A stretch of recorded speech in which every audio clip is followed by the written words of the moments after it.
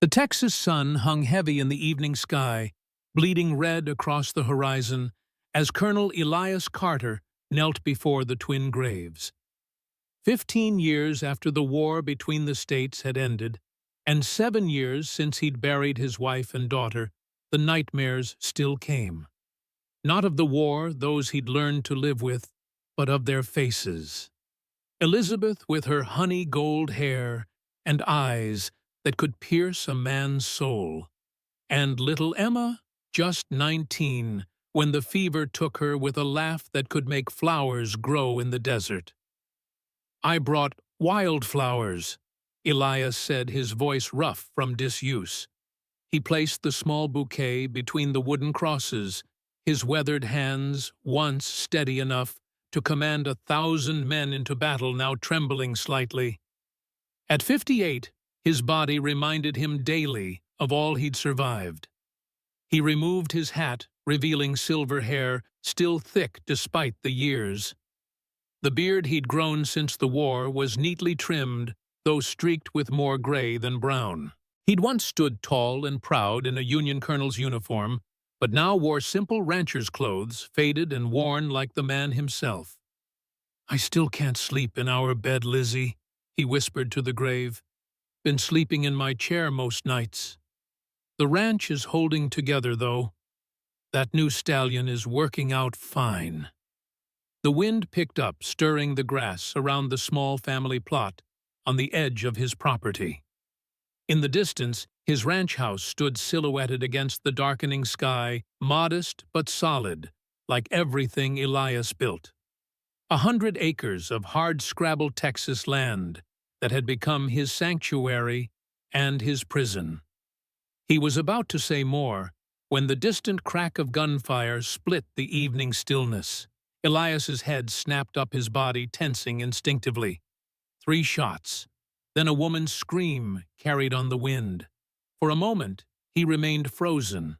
This was no longer his fight. He'd sworn to Elizabeth as she lay dying that he was done with violence, done with the killing and the blood. He'd promised her peace.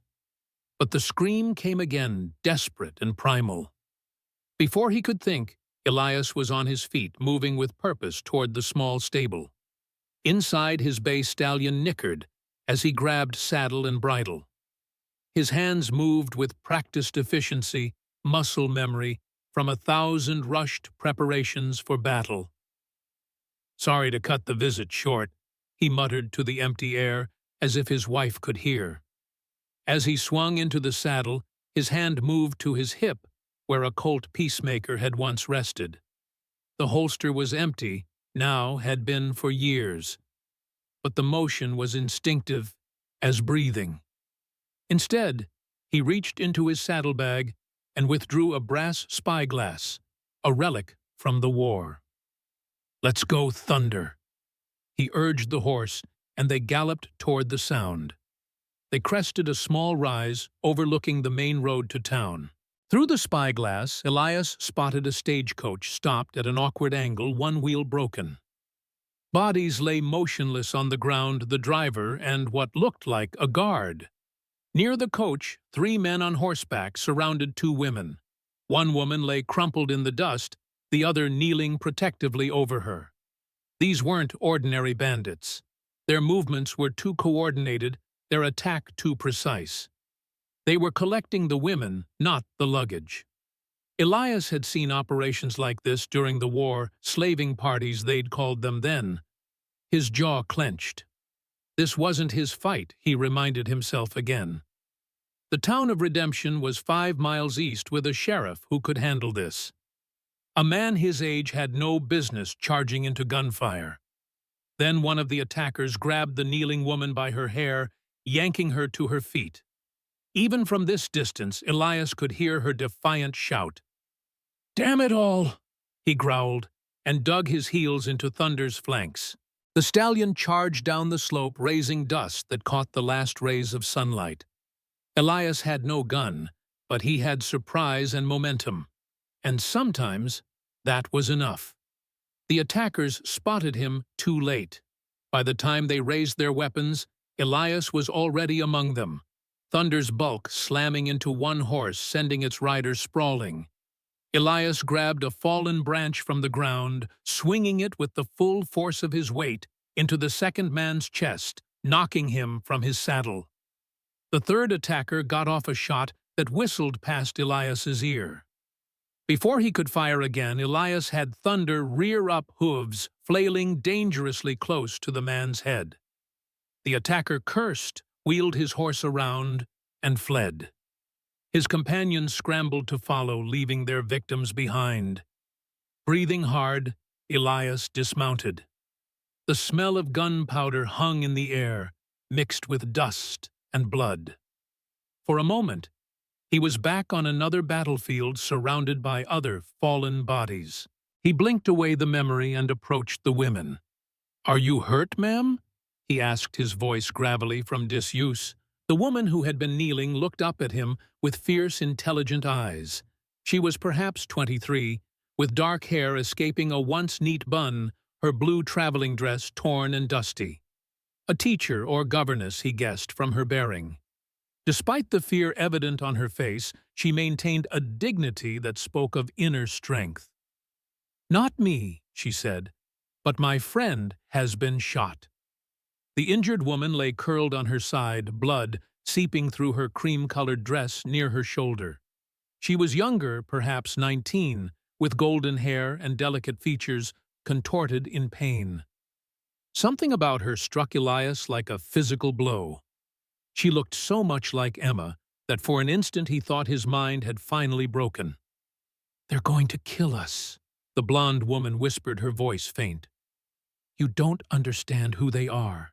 Elias knelt beside her, pushing aside the shock of her resemblance to his daughter. "Let me see," he said gently, examining the wound. "Bullet went through clean. We need to stop the bleeding." He tore a strip from his own shirt, working with the efficiency of a man who had bandaged far too many wounds. "What's your name?" he asked as he worked. "Abigail Moore," the dark-haired woman replied. "And this is Clara Dawson. We were traveling to Austin when those men attacked the coach." "Colonel Elias Carter," he responded automatically, then frowned at his own use of his former rank. "Just Elias is fine. My ranch is closer than town. Let's get you both there and tend to this wound properly." As he lifted Clara onto his horse, the young woman's eyes fluttered open. For a moment, they locked with his, and Elias felt a jolt of recognition that made no sense. She looked like Emma, yes, but this was something more, as if he were looking at a ghost from his past that had nothing to do with his daughter. "Thank you," Clara whispered, then her eyes rolled back as she lost consciousness. Abigail climbed up behind her, supporting her friend's limp body. "Who were those men, Colonel?" she asked, as Elias took Thunder's reins and began leading them toward his ranch. "Not local bandits," Elias said grimly. "Too organized, too purposeful." He glanced up at her. "And they weren't after the stagecoach money. They were after you two." Abigail's face paled, but she nodded. "I feared as much. We've been running for weeks." "Running from what exactly?" Elias asked, squinting up at her. Abigail hesitated, then said in a low voice, "From powerful men who think they own the law. Men who believe they can take whatever and whoever they want." Something in her tone made Elias's neck prickle with foreboding. He'd heard similar words from runaway slaves during the war, but slavery had been abolished for years. Whatever these women were fleeing, it was something else, something perhaps just as dark. "You're safe for now," he said, the words feeling strange on his tongue. He'd sworn to stay out of others' troubles, to live out his days in solitude. Yet here he was, already entangled in whatever danger surrounded these women. As they walked, Elias studied the horizon, alert for any sign of pursuit. The road stretched empty behind them, but that meant little. Men like those attackers rarely gave up so easily. By the time they reached his ranch, night had fallen completely. The modest two-story house stood dark against the star-filled sky, its wraparound porch offering the only welcome. "It's not much," Elias said as he helped Abigail get Clara down from the horse. "It's sanctuary," Abigail replied simply. Inside, Elias lit lamps, illuminating a home that was clean but sparse. No photographs adorned the walls. No decorative touches softened the practical furniture. It was the home of a man who lived there but didn't truly inhabit it. He carried Clara to the spare bedroom, not Emma's room, which remained untouched behind its closed door, and laid her gently on the bed. "I need hot water, clean cloths," he instructed Abigail, falling naturally into the commanding tone he'd used as an officer. As Abigail hurried to comply, Elias opened a cabinet in the hallway, retrieving a wooden box of medical supplies. During the war, he'd learned enough field medicine to keep men alive until real doctors could reach them. Those skills had rarely been used since, but he'd maintained the habit of keeping supplies ready. Working together, they cleaned and properly bandaged Clara's wound. The bullet had passed through the fleshy part of her shoulder, missing bone and major blood vessels. Painful, but not life-threatening, if infection could be prevented. "You've done this before," Abigail observed as she watched his practiced movements. "Too many times," Elias replied grimly. "During the war." Clara drifted in and out of consciousness, murmuring incoherently. Once she grabbed Elias's wrist with surprising strength, her eyes flying open. "The eagle ring," she whispered urgently. "Beware the eagle ring." Elias froze. "What did you say?" But Clara had already slipped back into unconsciousness, her grip going slack. Elias straightened slowly, his mind racing. An eagle ring, the signet worn by officers of the 7th Cavalry Regiment. His regiment. The one he had commanded before resigning his commission after the war. "What is it?" Abigail asked, noticing his reaction. Elias shook his head. "Nothing. Old memories." He moved to the door. "Stay with her. I'll make coffee." In the kitchen, Elias's hands shook slightly as he stoked the stove. Clara's words had struck a chord that resonated with memories he'd long buried. The eagle ring was a symbol few would recognize unless they had encountered the men who wore them. Men like him, and men like Marcus Whitley. The thought of his former second-in-command made Elias's jaw clench. Brigadier General Marcus Whitley, now Senator Whitley, the decorated war hero, whose political star had risen meteorically in the years since. They had once been friends, brothers in arms. Until Antietam, when Elias had discovered what Whitley was capable of, the atrocities committed against civilians in the name of victory. Their final confrontation had nearly ended in bloodshed. Instead, Elias had resigned and retreated to Texas, vowing never to speak of what he knew. And Whitley had gone on to fame and power, his dark deeds buried with the war's many other secrets. But why would a young woman like Clara Dawson know about the eagle ring? What connection could she possibly have to Marcus Whitley? The coffee was boiling over when Abigail entered the kitchen, startling him from his thoughts. "Colonel," she said hesitantly, "Clara's resting now, but she'll need a doctor eventually." Elias nodded, composing himself. "I'll ride into town at first light. There's a doctor there, Thompson. Good man." He poured 2 cups of coffee, handing one to Abigail.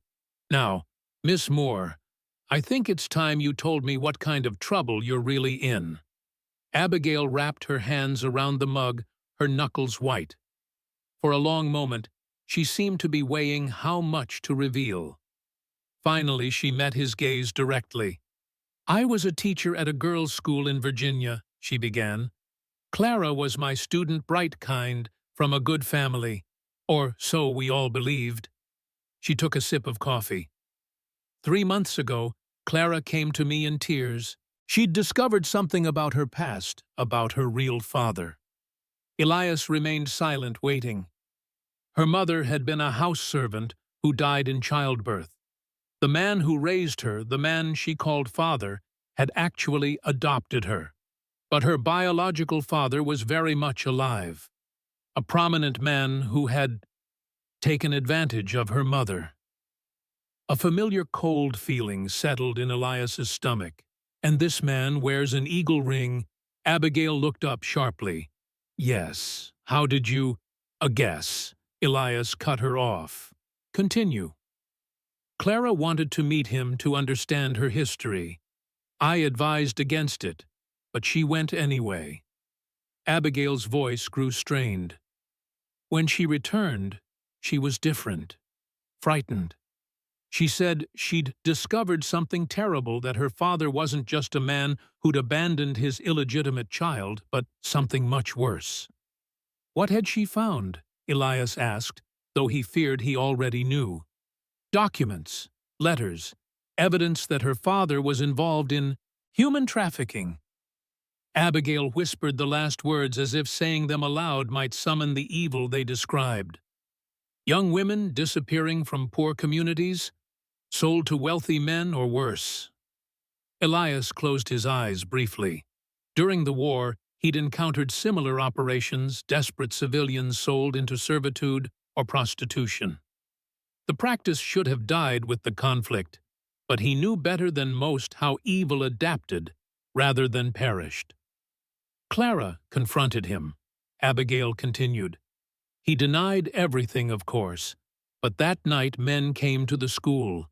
They killed the headmistress, made it look like a robbery. They would have taken Clara, too, but I happened to be awake. We escaped through a window." "And you've been running ever since," Elias finished. Abigail nodded.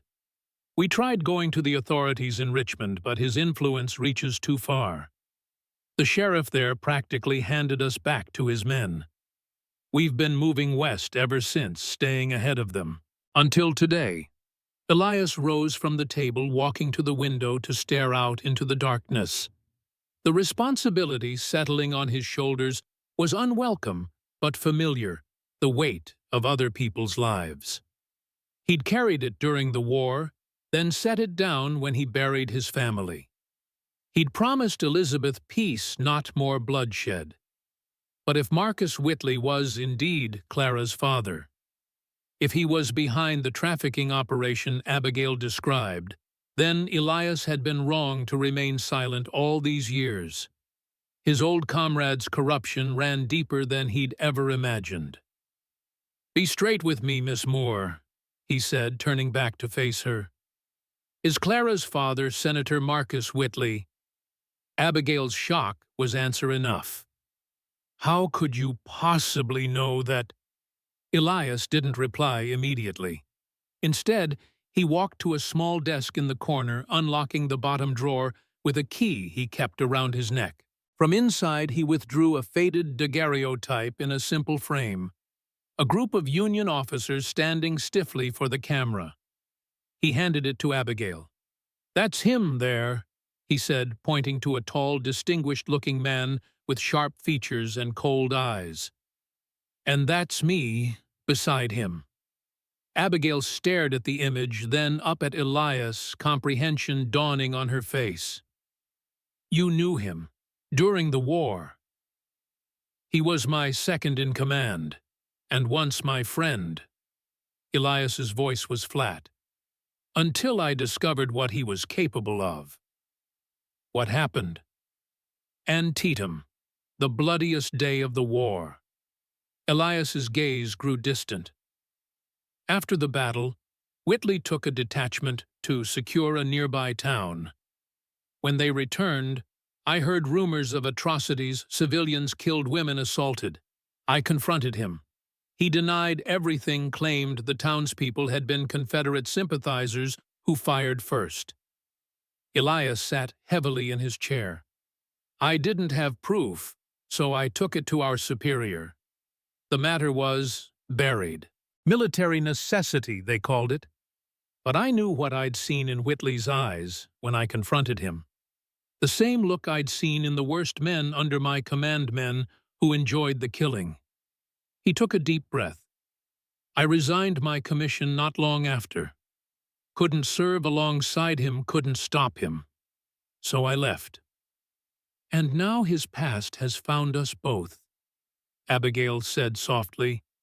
Elias nodded grimly. If Whitley is involved in what you've described, then those weren't random bandits today. They were his men sent to retrieve Clara and eliminate anyone who knew too much. Including me, Abigail whispered. Including you, Elias confirmed. He glanced toward the bedroom where Clara rested. How much does she actually know? Does she have proof of his operations?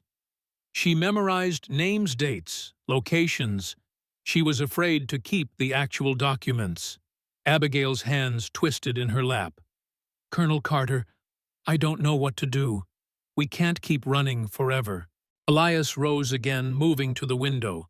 Dawn was still hours away, but his decision couldn't wait for the light. He had sworn to Elizabeth to live peacefully, to avoid the violence that had defined his earlier life. But he had made other vows, too, to protect the innocent, to stand against injustice. Vows that had once meant everything to him.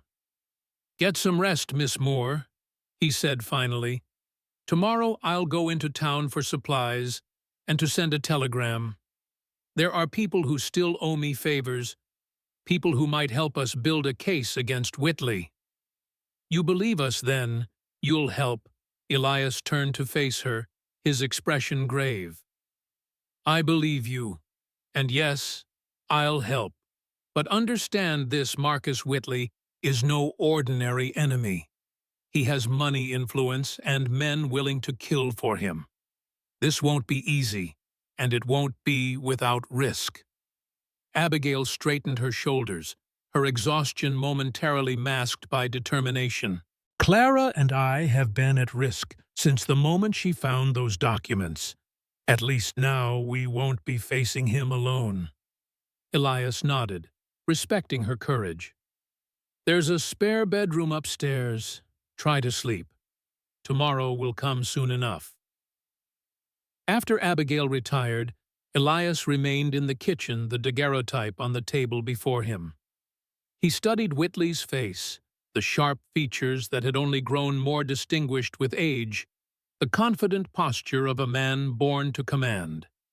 Now a senator, with whispers of gubernatorial ambitions. A war hero with a sterling reputation. And apparently a monster hiding in plain sight. Elias moved to a cabinet high above the stove, reaching behind canned preserves to withdraw a dusty bottle of whiskey.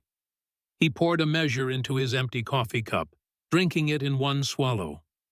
I'm sorry, Lizzie, he murmured. I know what I promised, but some sins can't be left buried. He walked to another cabinet, one that had remained locked for years. The key was hidden in a small box of Elizabeth's sewing notions. Inside the cabinet hung a gun belt, the leather still supple despite its age. The Colt Peacemaker gleamed dully in the lamplight, cleaned and oiled, before being put away, as if Elias had always known this day might come. He didn't remove it yet. That would be a final step he wasn't quite ready to take. Instead, he closed the cabinet, locking it again.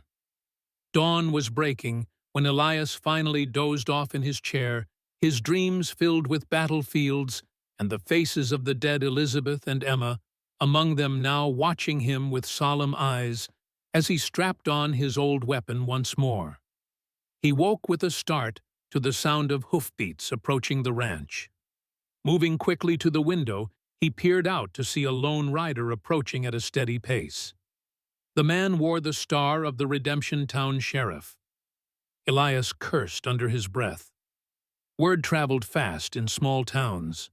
Someone must have found the stagecoach, connected it to him. He moved quickly to wake Abigail, then checked on Clara. The young woman was feverish but conscious. Someone's coming, he told them. The local sheriff. Stay in this room. Keep quiet. Can we trust him? Abigail asked. I don't know yet, Elias replied honestly. "Sheriff Jenkins and I have an understanding I don't cause trouble, he doesn't bother me. But if he's looking for you two—" He didn't finish the thought. If Jenkins was on Whitley's payroll, things were about to get complicated. "What will you tell him?" Clara asked weakly. Elias considered. "As little as possible. But if it comes to it, I'll say you're my nieces, visiting from back east." He closed the bedroom door firmly and moved to meet the sheriff at the front of the house, stepping onto the porch just as the rider reined in. Sheriff Thomas Jenkins was a wiry man in his 40s, with a sun-weathered face and shrewd eyes that missed little. He nodded respectfully to Elias. "Colonel Carter," he greeted him. "Been a while." "Sheriff," Elias returned evenly. "What brings you out this way?" Jenkins dismounted, tying his horse to the porch rail. "Found a stagecoach about 3 miles east of here. Driver and guard dead, passengers missing. Tracks leading this direction." His gaze was direct. "Know anything about that?" Elias maintained a neutral expression. "Heard gunshots yesterday evening. Rode out to investigate, found the coach already abandoned. No passengers, no attackers." It wasn't a complete lie, but it wasn't the truth either. Elias watched the sheriff carefully, trying to gauge whether the man was simply doing his job or if he had other motives. "That's so," Jenkins said, his tone suggesting he didn't entirely believe Elias. "Strange coincidence you just happening to be there." "Not really. Gunfire tends to carry in these parts." Elias leaned against a porch column. "Any idea who did it?" Jenkins removed his hat, running a hand through thinning hair. "Got some theories. Stage was carrying mail and money, but that was left behind. Suggests they were after something else." "Or someone else," Elias offered. "Indeed." Jenkins fixed him with a penetrating look. "There's something else you should know, Colonel. We've got visitors in town, important ones." "That right. Senator Marcus Whitley arrived 2 days ago, staying at the Grand Hotel, campaigning for governor." Jenkins watched Elias closely as he delivered this news. "Mentioned he was an old Army colleague of yours." Elias's expression betrayed nothing, though his pulse quickened. "Did he now?" "Said he might pay you a visit for old times' sake." The warning in the sheriff's tone was subtle but unmistakable. Elias nodded slowly. "Appreciate the heads-up, Sheriff." Jenkins settled his hat back on his head. "Also mentioned he's looking for his secretary and a young lady under his protection. Seems they wandered off during their journey west. Quite concerned about them. Now they came to it." Elias kept his face carefully blank. "That's so. Young ladies traveling alone can run into all sorts of trouble these days." Jenkins glanced around the ranch yard. "You haven't seen any strangers passing through, have you, Colonel?" "Can't say that I have," Elias lied smoothly. Jenkins studied him for a long moment, then nodded.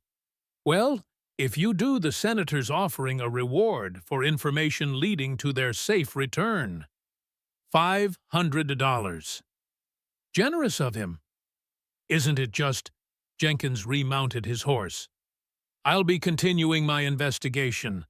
Let me know if you remember anything else about that stagecoach." "I'll do that," Elias agreed. As the sheriff rode away, Elias remained on the porch, his mind working rapidly. Whitley was here in redemption, not a coincidence. He must have tracked the women this far, narrowed down their likely route. And now the net was tightening. Elias returned inside to find Abigail in the kitchen doorway, having obviously listened to the entire exchange. "He knows we're here," she said, her face pale. "He suspects," Elias corrected, "but he doesn't know for certain. Not yet." "What do we do now?"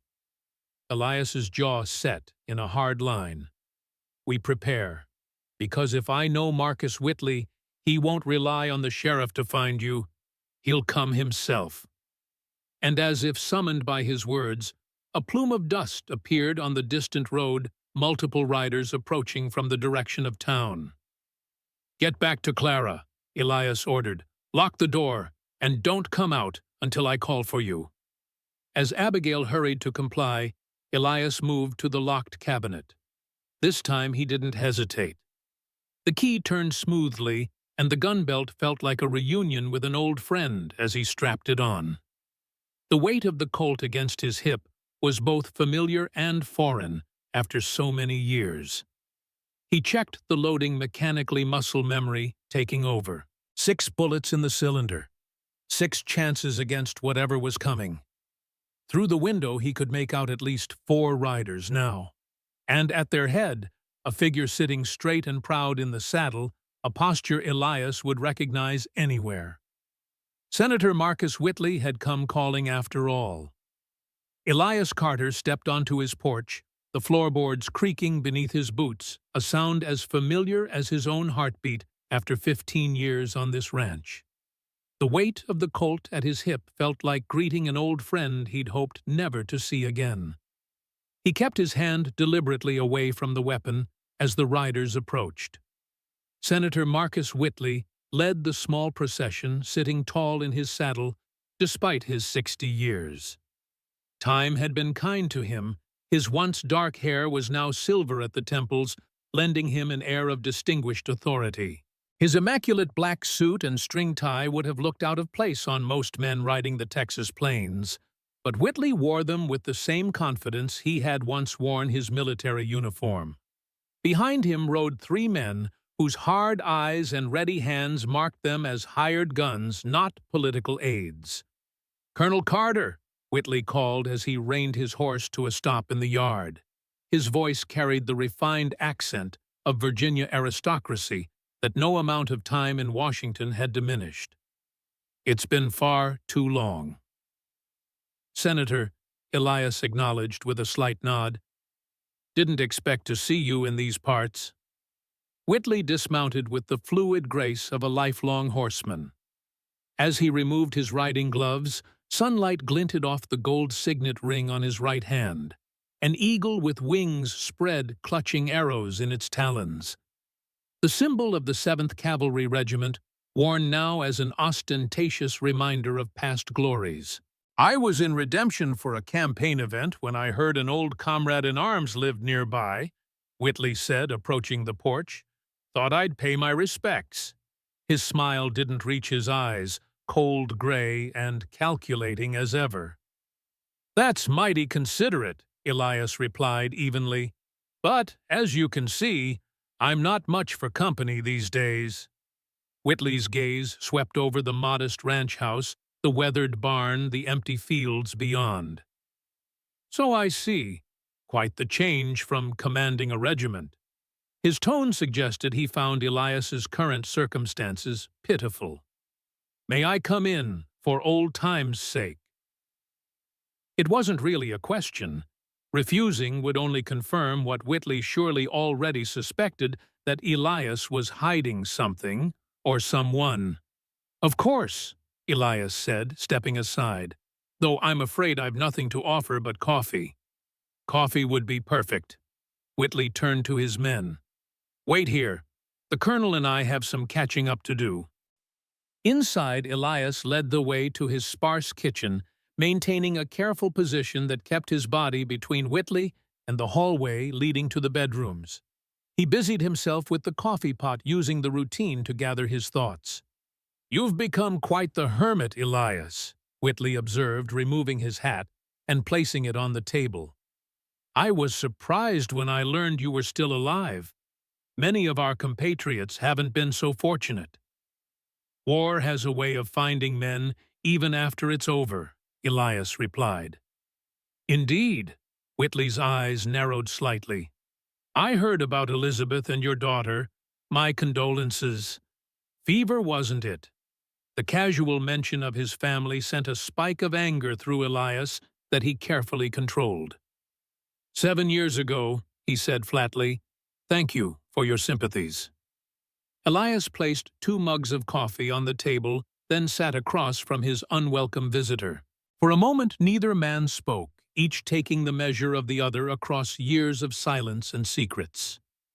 "Why are you really here, Marcus?" Elias finally asked. Whitley's thin lips curved in something approximating a smile. Direct as ever. "Very well." He leaned forward. "I'm looking for two young women who've gone missing from my household. My secretary, Miss Abigail Moore, and my ward, Miss Clara Dawson." "Your ward?" Elias kept his expression neutral despite his surprise. "A recent arrangement," Whitley said smoothly. "Her adoptive father was a supporter of mine who passed away rather suddenly. I took responsibility for the girl out of respect for our friendship." He sipped his coffee. "They were traveling ahead of me to Austin when their stagecoach was attacked yesterday. The driver and guard were killed, but the women were nowhere to be found." "A tragedy," Elias murmured. "But I fail to see what this has to do with me." "Sheriff Jenkins discovered tracks leading in this direction," Whitley said. "And given your military background, I thought perhaps they sought refuge here." "I've seen no one," Elias lied, meeting Whitley's gaze steadily. The senator studied him for a long moment, then set down his coffee cup with deliberate precision. "Elias, let's not play games. Miss Dawson is confused, suffering from delusions brought on by her grief. She's made some rather outlandish accusations that could damage my reputation if repeated publicly. And Miss Moore, I fear, has been enabling these fantasies rather than helping the poor girl." "Sounds like a matter for doctors, not hired guns," Elias said, nodding toward the men waiting outside.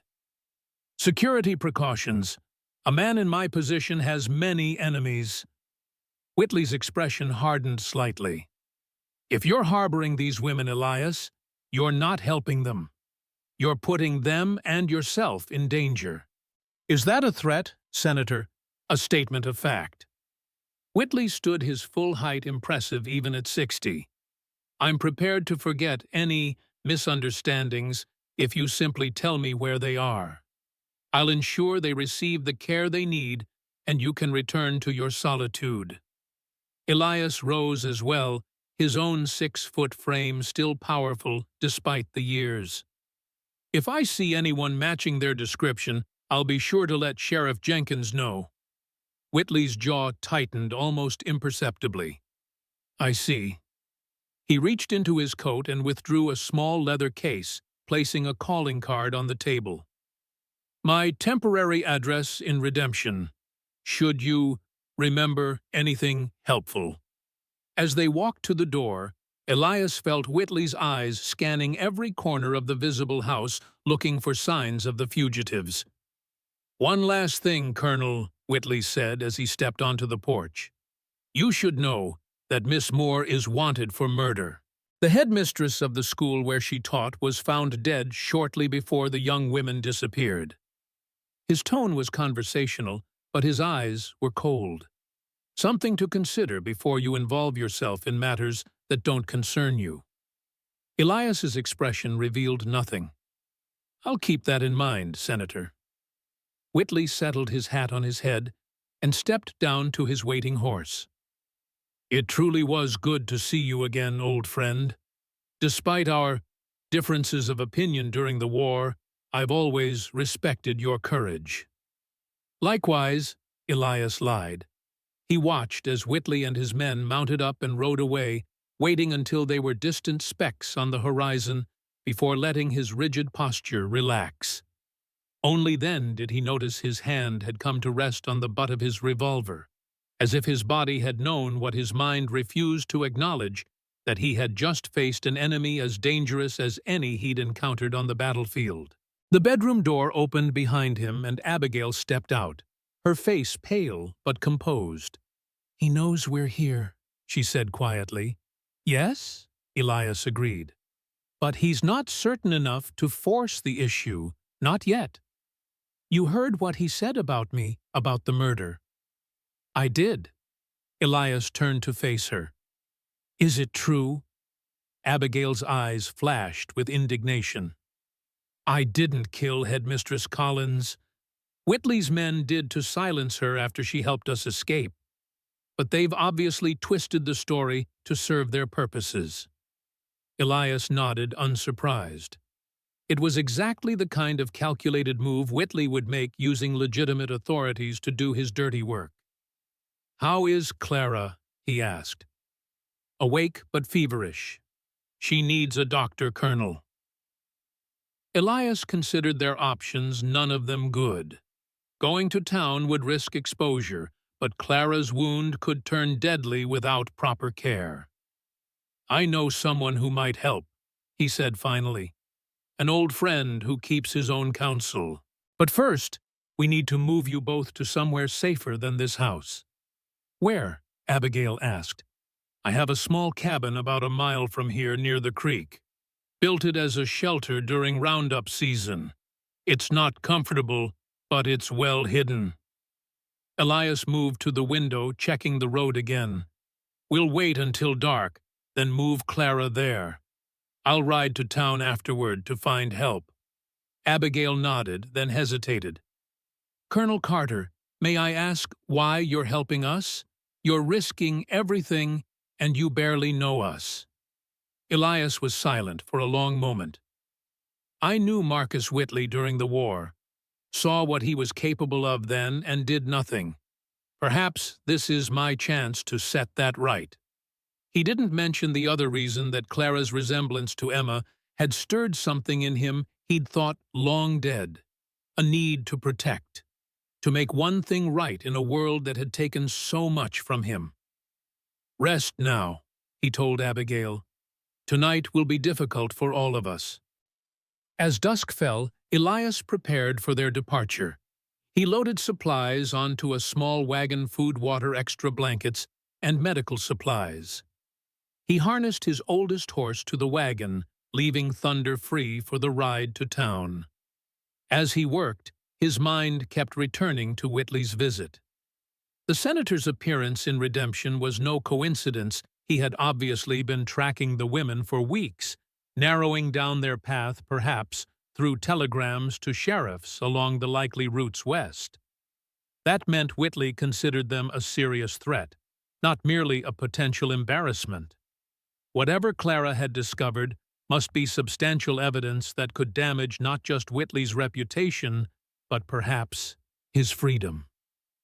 Inside, Elias found Clara sitting up in bed, her face flushed with fever, but her eyes clear. Abigail had helped her change into one of Elias's old shirts, several sizes too large, but clean. "Colonel Carter," Clara said softly, "thank you for your kindness." "No need for thanks," Elias replied gruffly, uncomfortable with gratitude. "We need to move you tonight. Think you can manage a short journey?" "I'm stronger than I look," she said with a faint smile that reminded him painfully of Emma. Elias nodded, then addressed them both. "Once you're settled, I'll go to town to find a doctor I trust, and send a telegram to an old contact in the federal marshal's office. If what you've discovered about Whitley is true, we'll need official help to bring him down." "Will your friend believe us against a United States senator?" Abigail asked skeptically. "Marshal Davies and I served together before the war. He's no friend of Whitley's." Elias checked his pocket watch. "It's dark enough. Let's go." Moving Clara to the wagon was a careful process. Elias carried her as gently as possible, but each jostle brought a grimace of pain to her face, though she made no sound. Once they were underway, traveling slowly along an overgrown track, rather than the main road, Elias kept alert for any sign of pursuit. The cabin, when they reached it, was little more than a one-room shelter with a stone fireplace, a narrow cot, and a rough table with 2 chairs. But its location, nestled in a small grove of cottonwoods near a bend in the creek, made it nearly invisible unless you knew where to look. "It's not much," Elias said as he carried Clara inside, settling her on the cot. "It's perfect," Abigail replied, already moving to light the single oil lamp. Elias showed them where he'd stored the supplies and the extra ammunition for the rifle he was leaving with them. "Bolt the door behind me," he instructed, "and don't open it for anyone but me. If trouble comes, there's a trap door under the rug that leads to a root cellar. It's small, but you can hide there until danger passes." Abigail took the rifle, handling it with unexpected familiarity. "My father taught me to shoot," she explained, seeing his raised eyebrow. "He said a woman alone needed to protect herself." "He was right," Elias acknowledged. "I'll be back before dawn. Try to keep the lamp low light carries at night." With that, he mounted Thunder and rode toward Redemption, pushing the horse harder than he would have preferred. Time was not on their side, and he needed to reach his allies before Whitley could close the net further. Redemption had grown since Elias first settled in the area 15 years ago. What had once been little more than a trading post now boasted several streets of proper buildings, a hotel, a bank, a church, and various businesses catering to the growing population of ranchers and farmers. At night, however, it returned to its frontier roots.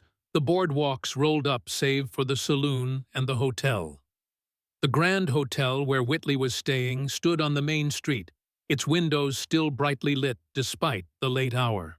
Elias rode past it, carefully keeping to the shadows, and tethered Thunder behind the smithy at the edge of town. The blacksmith's house, attached to his shop, showed a light in one window. Elias approached cautiously and knocked a specific pattern on the back door. 3 quick raps, a pause, then 2 more. After a moment, he heard movement inside, and the door opened to reveal a powerfully built black man in his 50s, a wary expression on his face that softened to surprise when he recognized his visitor. "Elias Carter," he said in a deep voice. "Been a long time." "Too long, Samuel," Elias agreed. "May I come in?" Samuel Wells stepped back, allowing Elias to enter the small but meticulously kept kitchen. Once the door was closed, the 2 men clasped hands in a grip that spoke of shared history. "You're out late," Samuel observed.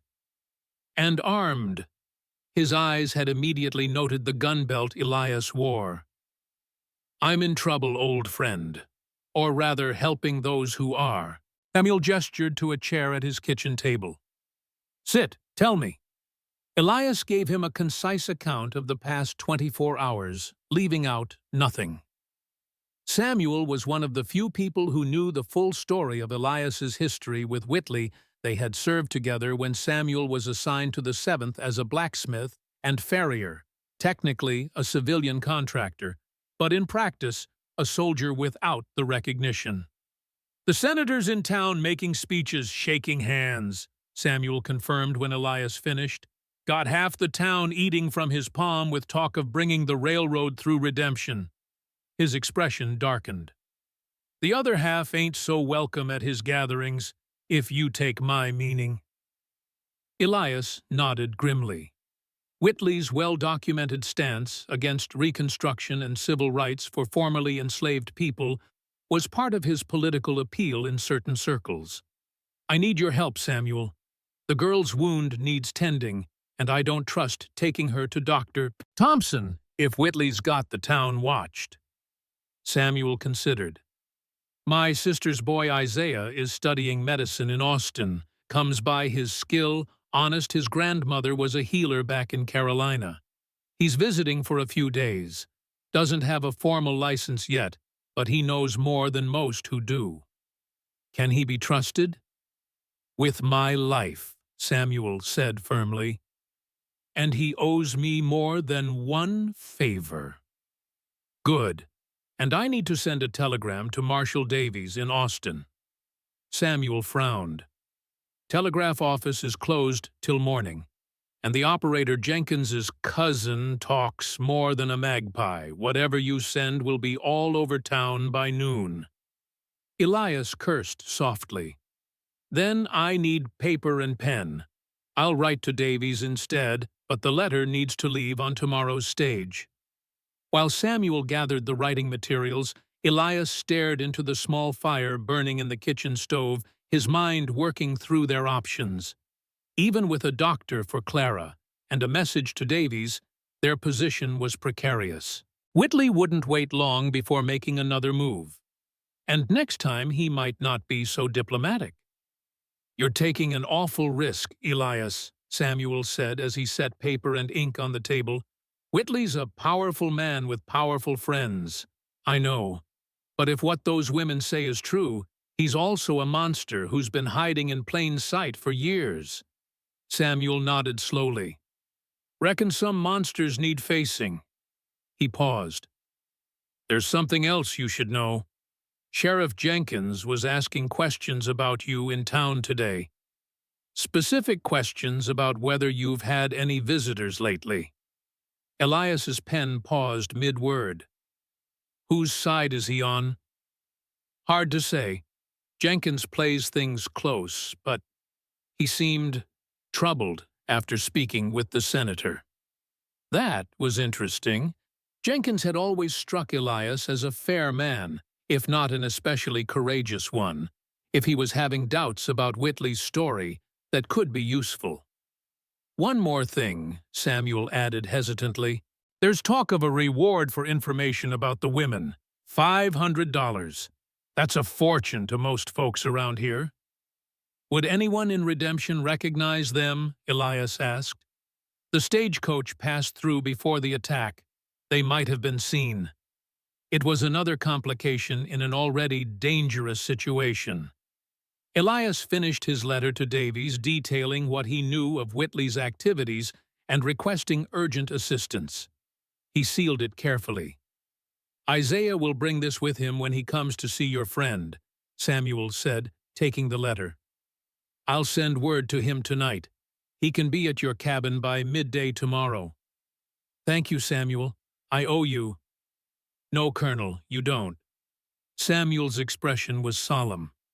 "I ain't forgot what you did at Antietam standing up for my people when that supply sergeant tried to cheat us of our rations. Or after, when you testified against those soldiers who lynched that boy in Maryland. You called it justice. I call it a debt repaid." Elias nodded, uncomfortable with the reminder of actions he considered simple decency, not heroism. As he prepared to leave, a sudden commotion outside drew their attention. Through the small kitchen window they could see torchlight and a gathering crowd in the town square. Samuel cracked the back door open, listening. "They found the stagecoach driver," he reported in a low voice, "and one of the passengers remembered seeing two women matching your friend's descriptions." "Whitley's moving faster than I expected," Elias muttered. "I need to get back to the cabin." "Take the creek trail," Samuel advised. "Less chance of being seen." Elias clasped his friend's hand once more. "Isaiah, tell him to approach carefully. I'm liable to shoot first and ask questions later with things as they are." "He'll come proper," Samuel assured him. "God go with you, Colonel." Elias slipped out the back door and made his way to where Thunder was tethered, keeping to the shadows. The commotion in the town square was growing louder.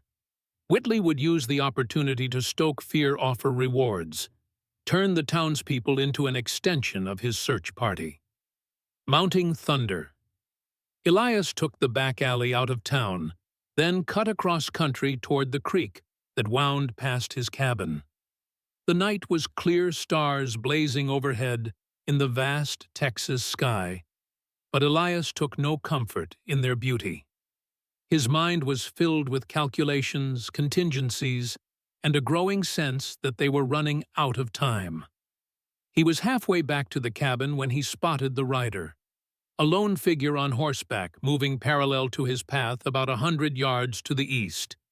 In the moonlight, Elias could make out the silhouette of a man in a hat, riding with the relaxed posture of someone who knew these lands. Elias reined Thunder to a stop behind a stand of scrub oak, watching. The rider continued for a moment, then halted as well, turning his horse to face Elias's direction.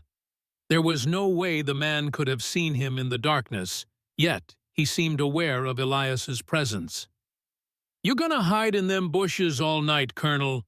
a familiar voice called. "Sheriff Jenkins?" Elias weighed his options, then nudged Thunder forward into the open. "Evening, Sheriff," he said cautiously.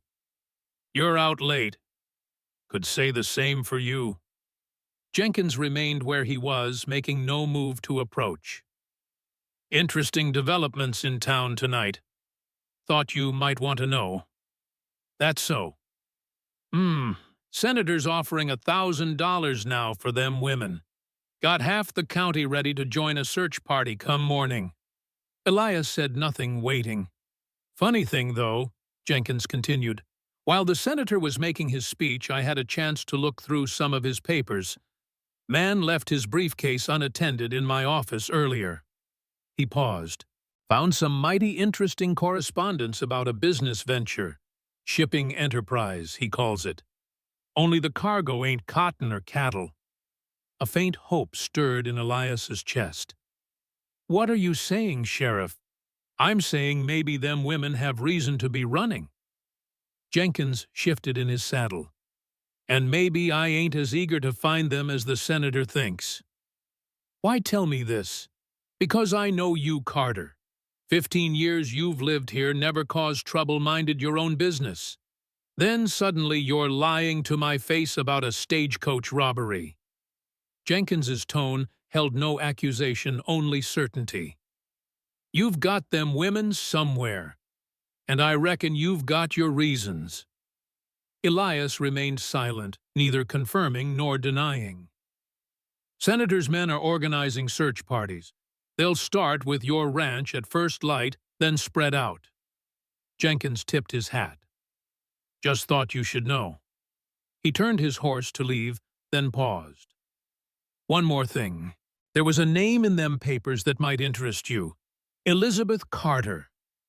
Elias felt as if he'd been struck. "What?" "Listed as a potential problem in a letter dated 7 years back." Jenkins's voice softened slightly. "Around the time your wife and daughter died of that fever, wasn't it?" The world seemed to tilt beneath Elias. Elizabeth's name in Whitley's papers 7 years ago.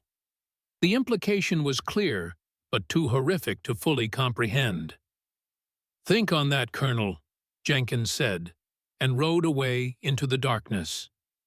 For several minutes, Elias couldn't move. His mind reeled with the sheriff's revelation. Had Whitley been involved in Elizabeth and Emma's deaths? The fever that took them had swept through the region that summer, claiming many lives. But if Elizabeth had somehow discovered Whitley's operations, if she had become a potential problem— Thunder shifted restlessly beneath him, bringing Elias back to the present.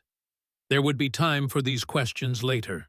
Now he needed to move Abigail and Clara before the search parties arrived at dawn. He spurred Thunder toward the cabin, pushing the horse harder than before. The creek trail was treacherous in the dark, but Elias knew every turn, every crossing. They reached the cabin in record time, and Elias was relieved to see no signs of disturbance. He dismounted and approached cautiously, using the special knock they had arranged. After a moment, he heard the bolt slide back, and Abigail's face appeared in the narrow opening, the rifle visible in her hands. "Colonel," she breathed in relief, letting him in. "How is she?" Elias asked immediately, seeing Clara still on the cot. "The fever's worse," Abigail admitted. "She's been delirious, talking about her mother, about Whitley." Elias knelt beside the cot, placing a weathered hand on Clara's forehead. The heat coming off her skin confirmed Abigail's assessment. "We need to move," he said grimly. "Whitley's organizing search parties. They'll start with my ranch at dawn, then spread out. This cabin will be discovered by midday." "Move where?" Abigail asked, her composure finally showing cracks. "She can't travel far in this condition." "I know a place, an old line shack about 10 miles north in the hills. It's on Comanche land. Most white folks avoid it. Elias began gathering their supplies. Samuel's nephew is coming to help with Clara's wound, but we can't wait for him here. I'll leave markers for him to follow. Is there no one else who can help us? Abigail asked as she helped pack. The sheriff, perhaps.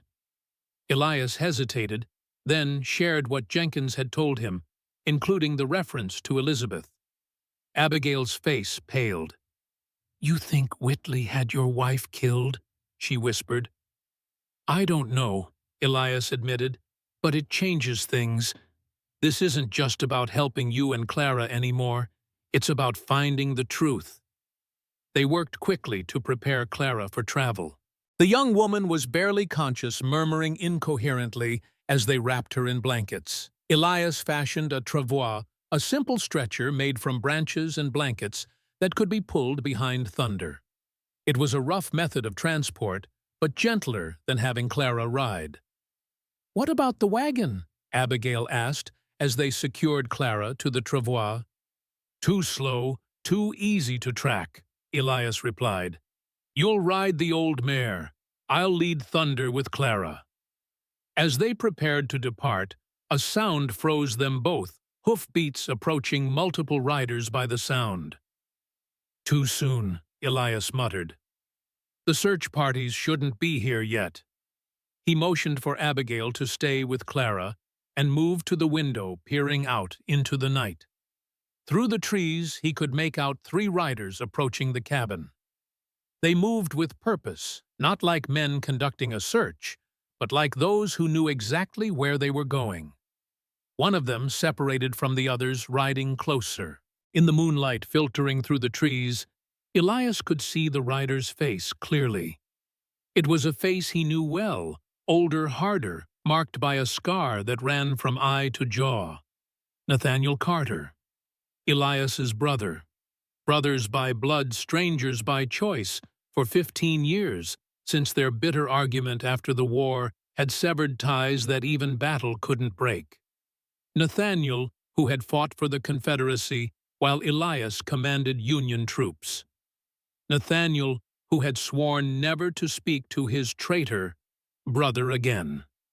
Nathaniel, who now worked for Senator Marcus Whitley. Who is it? Abigail whispered from behind him. Trouble. Elias replied grimly, moving to the door and drawing his revolver. My brother. The years had carved deep lines into Nathaniel Carter's face, but they hadn't diminished his presence. At 48, he carried himself with the coiled readiness of a man accustomed to violence. The scar that ran from his right eye to jaw, a parting gift from a Union cavalry saber, only enhanced his dangerous appearance. Stay inside, Elias told Abigail, his voice low.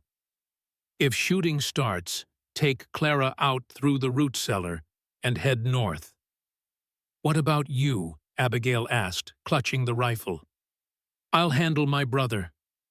Elias's tone suggested a reckoning long overdue. He stepped onto the small porch, his Colt held low at his side, not quite pointed at the approaching riders, but ready to be raised in an instant. The moonlight was bright enough to reveal faces clearly, and Elias saw the moment of recognition cross his brother's features. Nathaniel reined his horse to a halt about 20 yards from the cabin, raising his hand to signal his companions to stay back. For a long moment, the brothers simply looked at each other, measuring the changes that 15 years of estrangement had wrought. You're looking old. Elias. Nathaniel finally called, his voice carrying the rough edge of a man who'd spent too many years shouting orders over gunfire. You're looking employed, Elias replied evenly. Senator Whitley must pay well. A flicker of something, perhaps amusement, perhaps grudging respect, crossed Nathaniel's scarred face. Well enough. He dismounted with a fluid motion that belied his age, though Elias noted a slight favor to his left leg. An old injury, perhaps.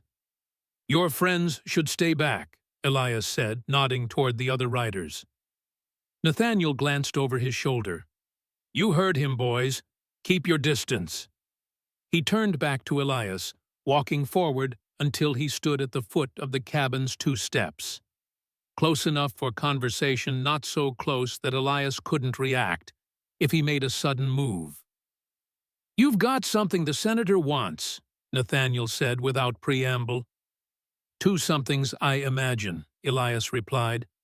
"And I don't plan on giving them up." Nathaniel sighed, removing his hat to run a hand through hair that had more gray than brown remaining. "Still stubborn as a mule, I see. Some things don't change. Some things do." Elias's grip on the Colt tightened slightly. "Like finding my little brother working for a man like Marcus Whitley." "We all serve somebody, Elias. At least Whitley pays on time." Nathaniel's tone was casual, but his eyes were watchful. "The senator's offering $500 for those women. I'm authorized to offer you the same to walk away. $1,000 would fix up this place real nice. Or buy a lot of whiskey to help me sleep after selling 2 innocent women to a monster," Elias countered. Nathaniel's expression hardened. "Don't lecture me about monsters, brother. Not after you wore that blue uniform and burned your way through Virginia." The old accusation hung between them like smoke after a volley. The war that had put them on opposite sides, that had turned brother against brother across a divided nation, still cast its long shadow. "I didn't come here to argue about the war," Nathaniel said after a moment. "That's long done. I came for the women." "Then you came for nothing." Nathaniel shook his head slowly. "You don't understand what you're dealing with, Elias. Whitley isn't just some corrupt politician. He's got connections all through Texas and back to Washington. Cross him, and you won't live long enough to regret it." "Is that concern I hear, little brother?" Elias asked, with a hint of bitter amusement. "After 15 years of silence, call it professional courtesy. One soldier to another." Elias studied his brother's face, searching for the boy he'd once known beneath the hard exterior of the man before him. They had been close once before the war tore the country and their family apart. Nathaniel had chosen the Confederacy, following their Virginia-born father's sympathies. Elias had remained loyal to the Union, honoring their late mother's New England principles. Neither had forgiven the other for the choice. "The women stay with me," Elias said firmly. Nathaniel seemed unsurprised by the refusal. "Then we have a problem." His hand rested casually near his holstered revolver. "Because I'm not leaving without them." Tension crackled between them like heat lightning before a storm. Behind Nathaniel, his companions shifted restlessly in their saddles, hands hovering near weapons. 3 against 1, Nathaniel noted. "Bad odds even for the famous Colonel Carter." 4 against 3, came a firm female voice from the doorway. Elias didn't need to turn to know that Abigail stood there with the rifle, having ignored his instruction to stay inside. Her voice was steady, but he could hear the slight tremor of fear beneath her bravado. Nathaniel's eyes flicked to Abigail, then back to Elias. "Brave girl," he commented, "but I doubt she's ever shot a man." "First time for everything," Abigail replied with more confidence than she felt. A tense silence fell, broken only by the soft nickering of horses and the distant call of a night bird. Elias knew they were balanced on a knife's edge. One wrong move, one nervous trigger finger, and blood would soak the ground before any more words could be spoken. Then, unexpectedly, Nathaniel chuckled, a short, harsh sound, devoid of real humor. "You always did attract the spirited ones, Elias." He took a step back, creating a little more distance between them. "Tell you what, it's late and I'm too old for a shootout in the dark. We'll continue this conversation tomorrow." Elias frowned, suspicious of the sudden de-escalation. "What's your game, Nathaniel?" Instead of answering directly, Nathaniel reached slowly into his coat, telegraphing the movement to avoid appearing threatening, and withdrew a folded paper. He held it out to Elias. "Take it," he said. "Read it when I'm gone." Elias hesitated, then descended one step to take the paper, careful to keep his colt ready. "Dawn tomorrow, I'll be back," Nathaniel said, backing toward his horse. "With more men. Think carefully about your options before then, brother." He mounted up with practiced ease and tipped his hat mockingly.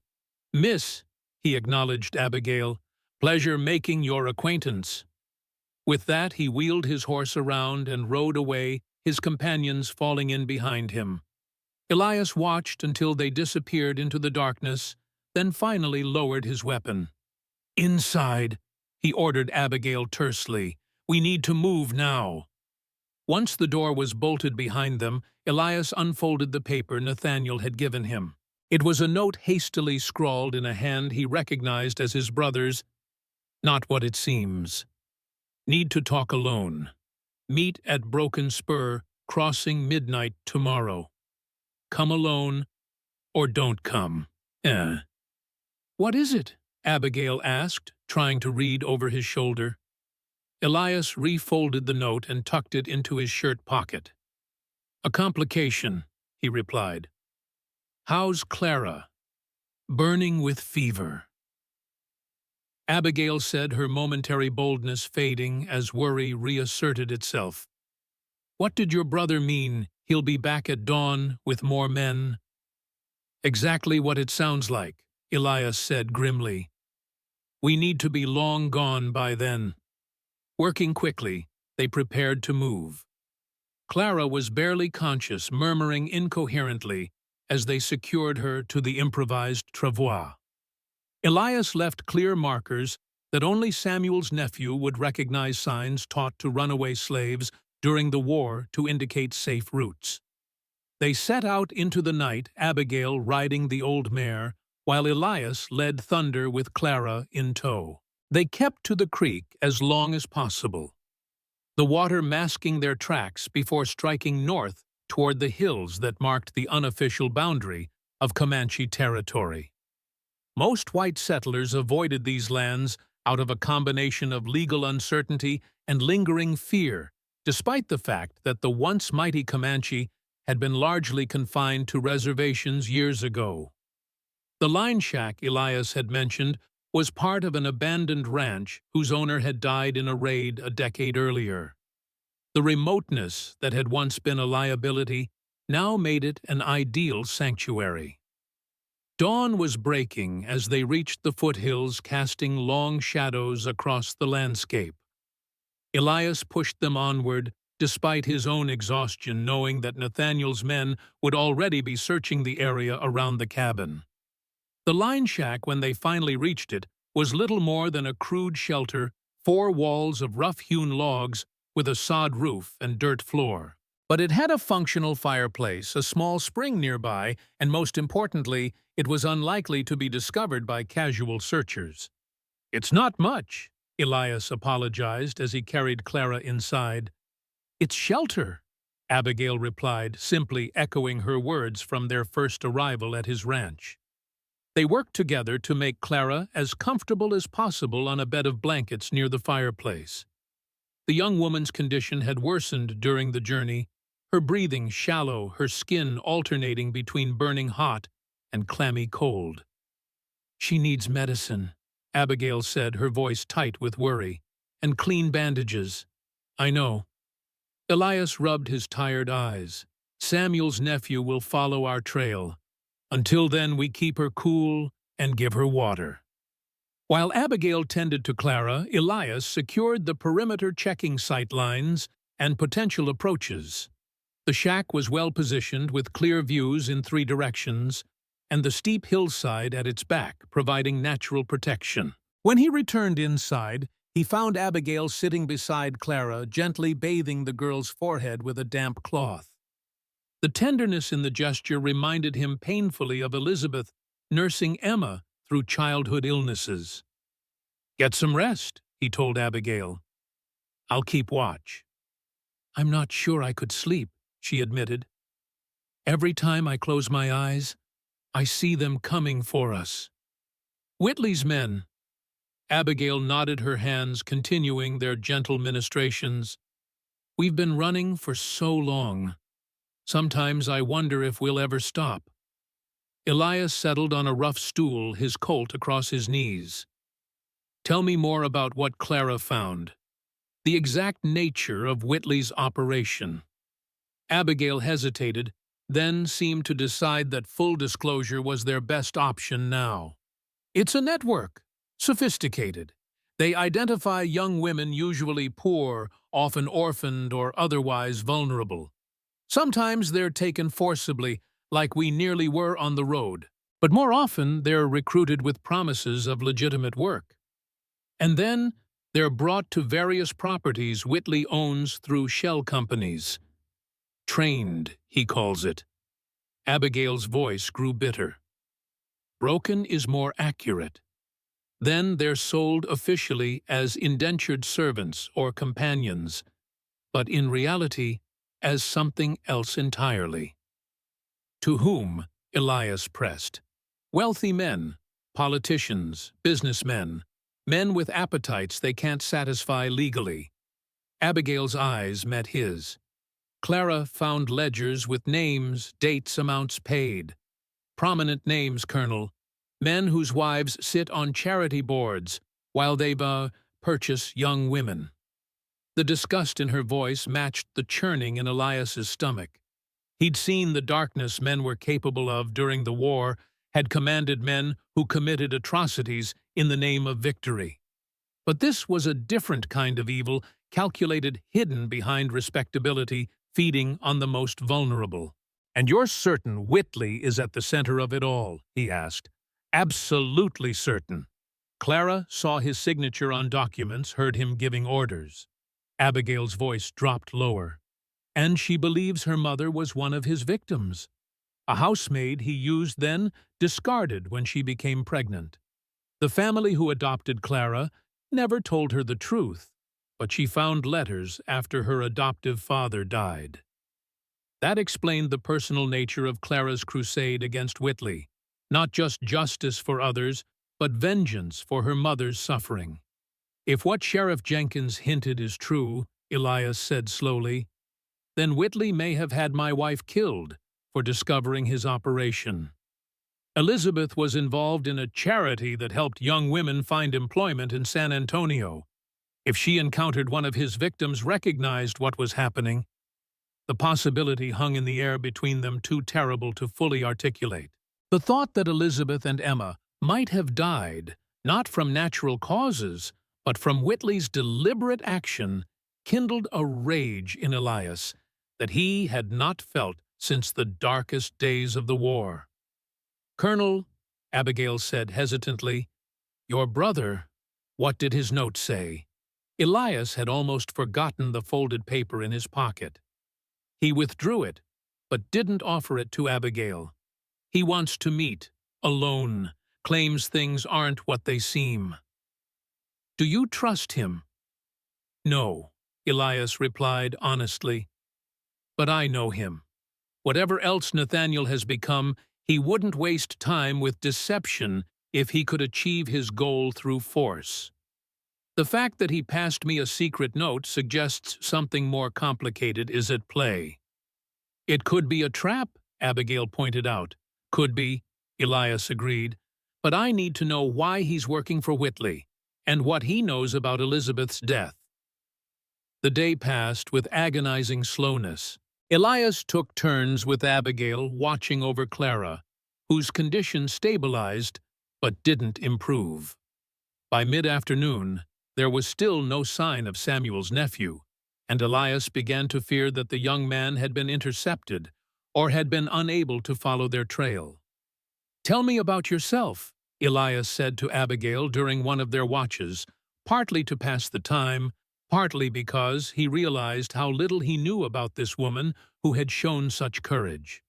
Abigail seemed surprised by the personal question, but answered readily enough. "I grew up in Pennsylvania. My father was a teacher, my mother a midwife. They believed in education for all radical ideas before the war. A small smile touched her lips.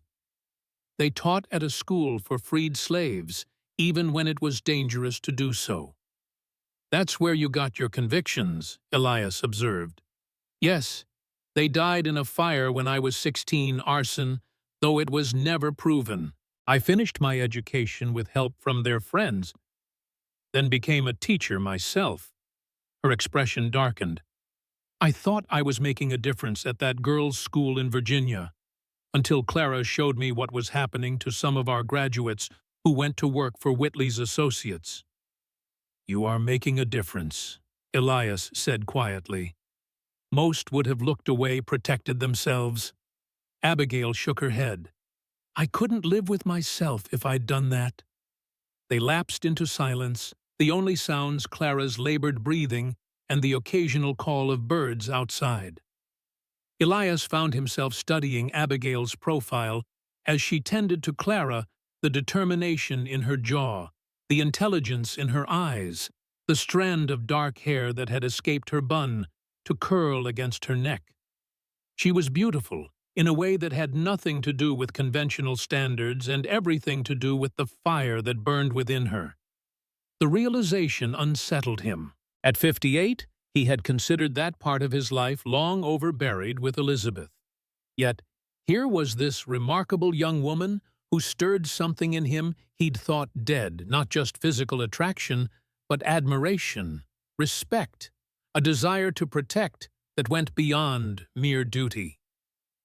Elias pushed the thoughts away, focusing instead on the tactical situation. If Samuel's nephew didn't arrive by nightfall, he would need to seek other medical help for Clara. And there was still the matter of Nathaniel's proposed meeting at midnight. Late in the afternoon, as shadows lengthened across the hills, a sound outside brought Elias instantly alert. He motioned for Abigail to move away from the windows, positioning himself beside the door with his colt drawn. The approach was cautious, a single horse moving slowly, its rider making no attempt at stealth. Still, Elias waited, listening intently as the rider dismounted and approached the shack on foot. A specific pattern of knocks came at the door. 2 paws, 3 paws, 1. The signal Samuel had described. Colonel Carter, a young man's voice called softly. My Uncle Samuel sent me, Isaiah Wells. Elias opened the door, revealing a slender young black man in his mid-20s carrying a leather medical bag. The family resemblance to Samuel was evident in his features, though Isaiah lacked his uncle's powerful build. Thank God! Abigail breathed, rushing forward. Please, our friend is very ill. Isaiah moved immediately to Clara's side, his manner shifting from cautious visitor to professional healer in an instant. He examined the wound carefully, his expression growing serious. Infection has set in, he said. I'll need to clean the wound properly, then apply a poultice. I've brought medicines, but she'll need constant care for the next day at least. Can you save her? Abigail asked, her voice tight with worry. Isaiah met her gaze directly. I'll do everything I can, but she's very weak. He opened his bag, revealing an array of medical supplies that impressed even Elias, who had seen field hospitals during the war. Isaiah worked with practiced efficiency, cleaning the wound thoroughly before applying a mixture of herbs and powders that he explained would draw out the infection. While he worked, he spoke in a low voice, conveying information from his uncle. There are search parties all over the county. The senator has men watching every road, and he's convinced the sheriff to deputize additional men. They searched your ranch thoroughly, Colonel, then the cabin by the creek. Any word on Marshal Davies? Elias asked. Uncle Samuel sent your letter on the morning stage, but it will be at least 3 days before any help could arrive from Austin. Isaiah glanced up from his work. And there's more. The senator has publicly accused Miss Moore of murdering the headmistress back in Virginia. There's talk of a telegram from Richmond confirming an arrest warrant. Abigail paled, but didn't seem surprised. "Whitley's closing the net," she said. "Indeed," Isaiah agreed, returning to his ministrations. "Uncle Samuel said to tell you that Sheriff Jenkins is walking a fine line, pretending to cooperate with the senator while quietly obstructing where he can. But his position is precarious." Elias absorbed this information grimly. The situation was deteriorating faster than he'd anticipated. Even if Clara recovered enough to travel, they were effectively trapped with Whitley's men blocking all escape routes and legal authorities potentially hunting Abigail as a murderess. "Did your uncle mention anything about my brother?" Elias asked. Isaiah nodded. "Nathaniel Carter is leading one of the search parties. He's been very visible in town, offering additional rewards from his own pocket." The young man hesitated. "But Uncle Samuel thinks it's an act. Said your brother was asking strange questions about the senator when no one else was around." That aligned with Nathaniel's cryptic note. Perhaps his brother was playing a deeper game than was immediately apparent. "I need to meet with him," Elias decided aloud. "Tonight." "Colonel, no," Abigail protested. "It's too dangerous." "Staying here without information is more dangerous," Elias countered. "If Nathaniel knows something about Whitley's operations or about Elizabeth's death, I need to hear it." Isaiah finished bandaging Clara's wound and administered a tonic that he promised would help reduce her fever. "I'll stay with her through the night," he offered. "Uncle Samuel thought you might need to move about, so he sent me with provisions for several days." Elias clasped the young man's shoulder gratefully. "You're taking a significant risk, Isaiah. Whitley wouldn't look kindly on anyone helping us." "Uncle Samuel saved my father during the war," Isaiah replied simply. "Our family pays its debts." As dusk settled over the hills, Elias prepared for his midnight meeting. He checked and rechecked his Colt strapped on a knife he hadn't carried in years, and studied the crude map Samuel had drawn of the area, memorizing alternate routes back to the line shack, in case he needed to evade pursuit. "I still think this is a mistake," Abigail said as she watched him prepare. "Your brother works for Whitley. Whatever he claims, his loyalty is clear." "Nathaniel's loyalty has always been to himself first," Elias replied. "If he's reaching out now, it's because he sees advantage in it. I need to find out what that advantage might be. And if it's a trap, then I'll deal with it." Elias buckled on his gun belt with practiced ease. "I wasn't always a rancher, Miss Moore." "Abigail," she corrected him. "After all we've been through, I think you can use my given name." Elias nodded, unexpectedly moved by the simple intimacy of the permission. "Abigail, then. I'll return by dawn, if I don't take Isaiah and Clara, and head west toward the Pecos. Samuel has contacts among the Mexican communities there who might help you cross the border." "I won't leave you behind," she said firmly. "You will, if it means saving Clara's life." Elias countered his tone, brooking no argument. "Promise me." Abigail held his gaze for a long moment, then nodded reluctantly. "I promise. But you'd better return, Colonel Carter." "Elias," he responded with a hint of a smile. "After all we've been through, I think you can use my given name." The brief moment of warmth faded as he stepped toward the door, the weight of the mission ahead settling on his shoulders. "Bar the door behind me. Don't open it for anyone but me, and only if I give the correct knock." Outside, the night was clear and cold stars scattered like diamonds across the velvet darkness. Elias mounted Thunder and set out for Broken Spur, crossing a ford across the creek, about 5 miles from the line shack. It had once been part of a cattle trail, before the railroad changed the patterns of commerce in the region. He rode cautiously alert for any sign of ambush or pursuit. The terrain was rough, largely unexplored by white settlers, which made it both challenging to navigate and unlikely to be watched by Whitley's men. It was nearly midnight when Elias reached the crossing, dismounting in a stand of cottonwoods that offered concealment.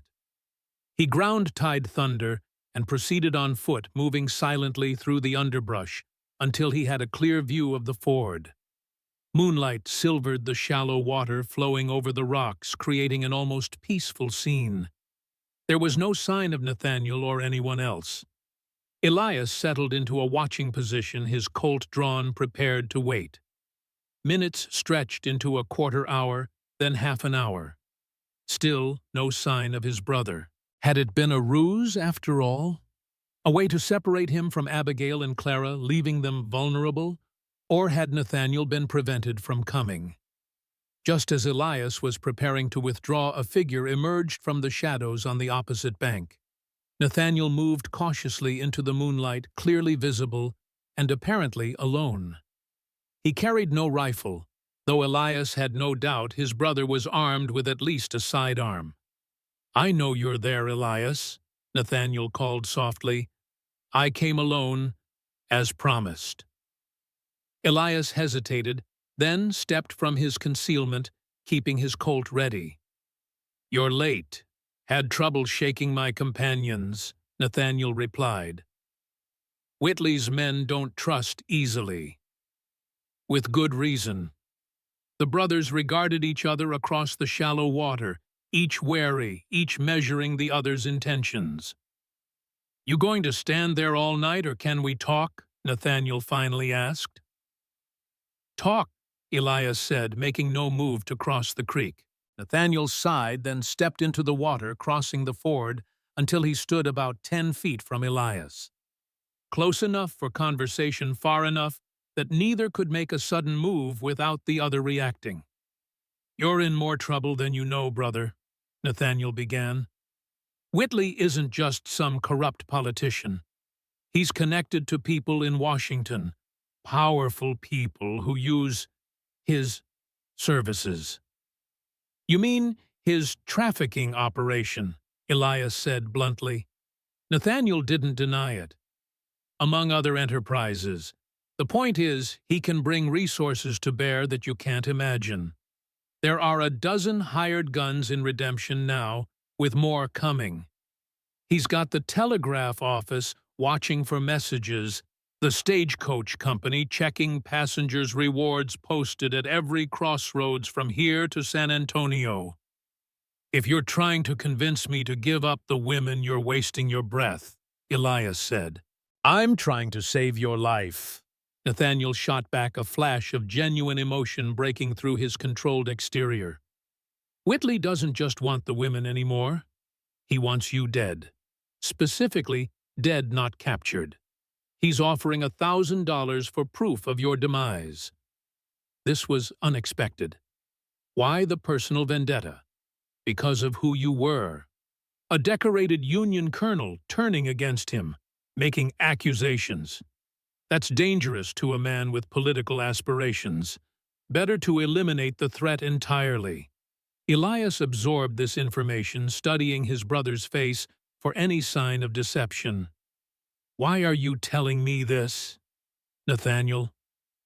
Last I checked, you hated me almost as much as you hated the Union." Nathaniel's expression tightened, the scar on his cheek standing out starkly in the moonlight. "I never hated you, Elias. I hated what you represented, what you fought for." He paused. "But you're still my blood.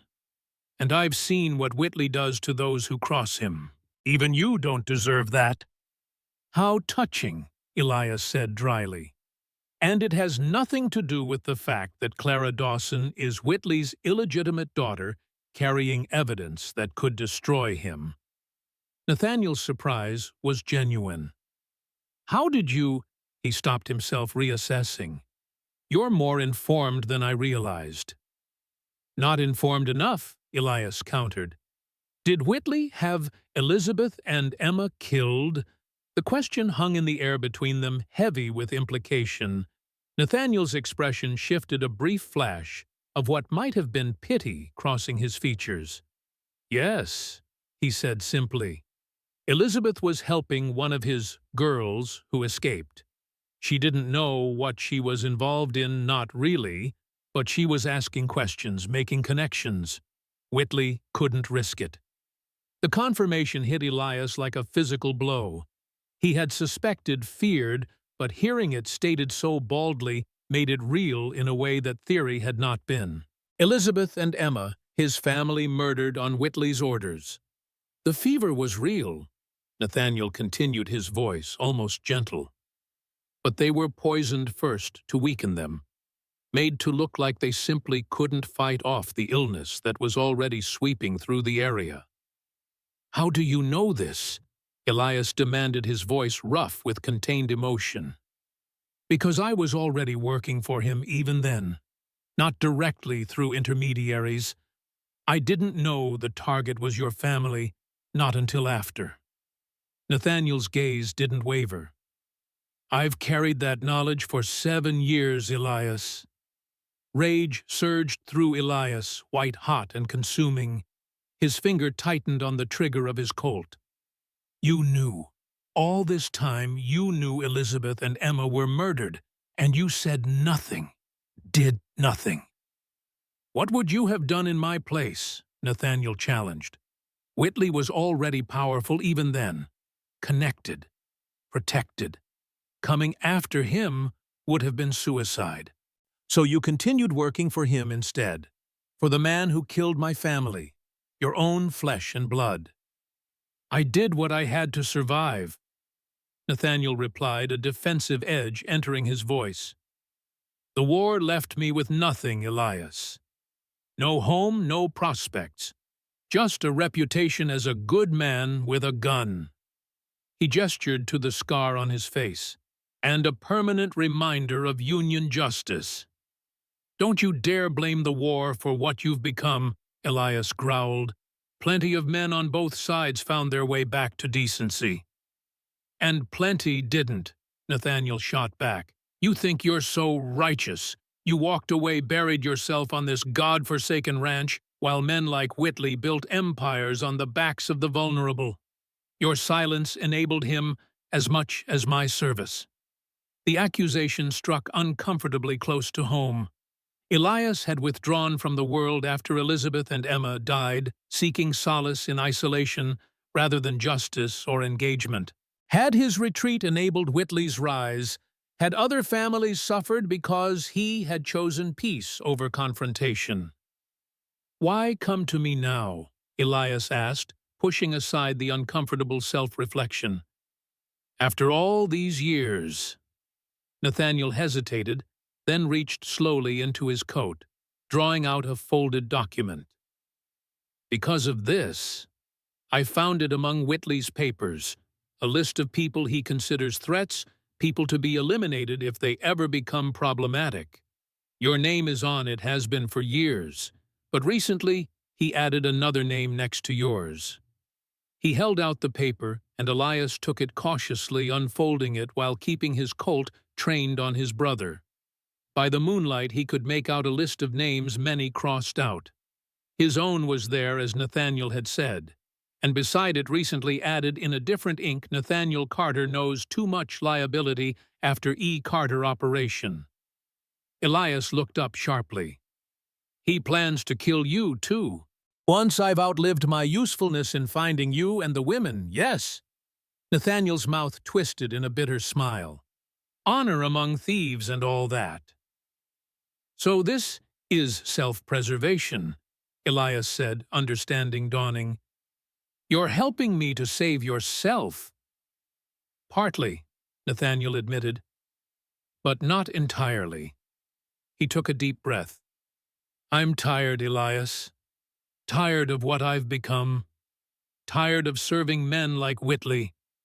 Maybe it's too late for redemption, but I can at least try to make one thing right." Elias studied his brother, searching for deception, and finding instead a weariness that matched his own. The years had been hard on Nathaniel, carving deep lines of regret alongside those of experience. "What are you proposing?" Elias asked finally. "An alliance," Nathaniel said. "Temporary, if you prefer. I have information about Whitley's operations, names, dates, locations. Things even your Miss Dawson doesn't know. Combined with whatever evidence she has, It might be enough to bring him down. And in exchange, your help in disappearing afterward. Whitley has a long reach and longer memory. If he survives, I'm a dead man." It was a pragmatic offer, not an emotional reconciliation.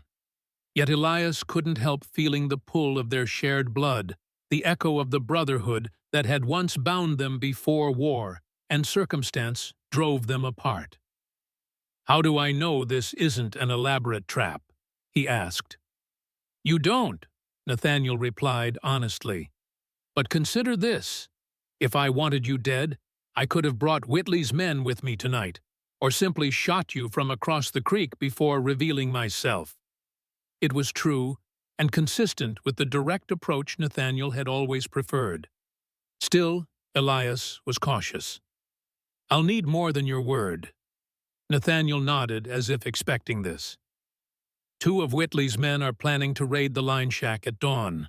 They discovered it earlier today while searching the hills. I'm supposed to lead them there." Elias tensed. "Abigail and Clara." "We'll be fine if we act now." Nathaniel cut him off. "I can lead the raid in the wrong direction, but that's only a temporary solution. Whitley's bringing in trackers from San Antonio who won't be so easily fooled." "We need to move them," Elias said, his mind already racing through options. "No," Nathaniel countered. "That's exactly what Whitley expects. He's got men watching every road, every trail. Moving them now would be walking into his hands. Then what do you suggest? We change the game?" Nathaniel said, a dangerous gleam entering his eyes. "Strike at Whitley directly where he least expects it. The evidence against him is stored in a safe in his hotel room in Redemption. Correspondence ledgers, a book of contacts, everything needed to destroy him."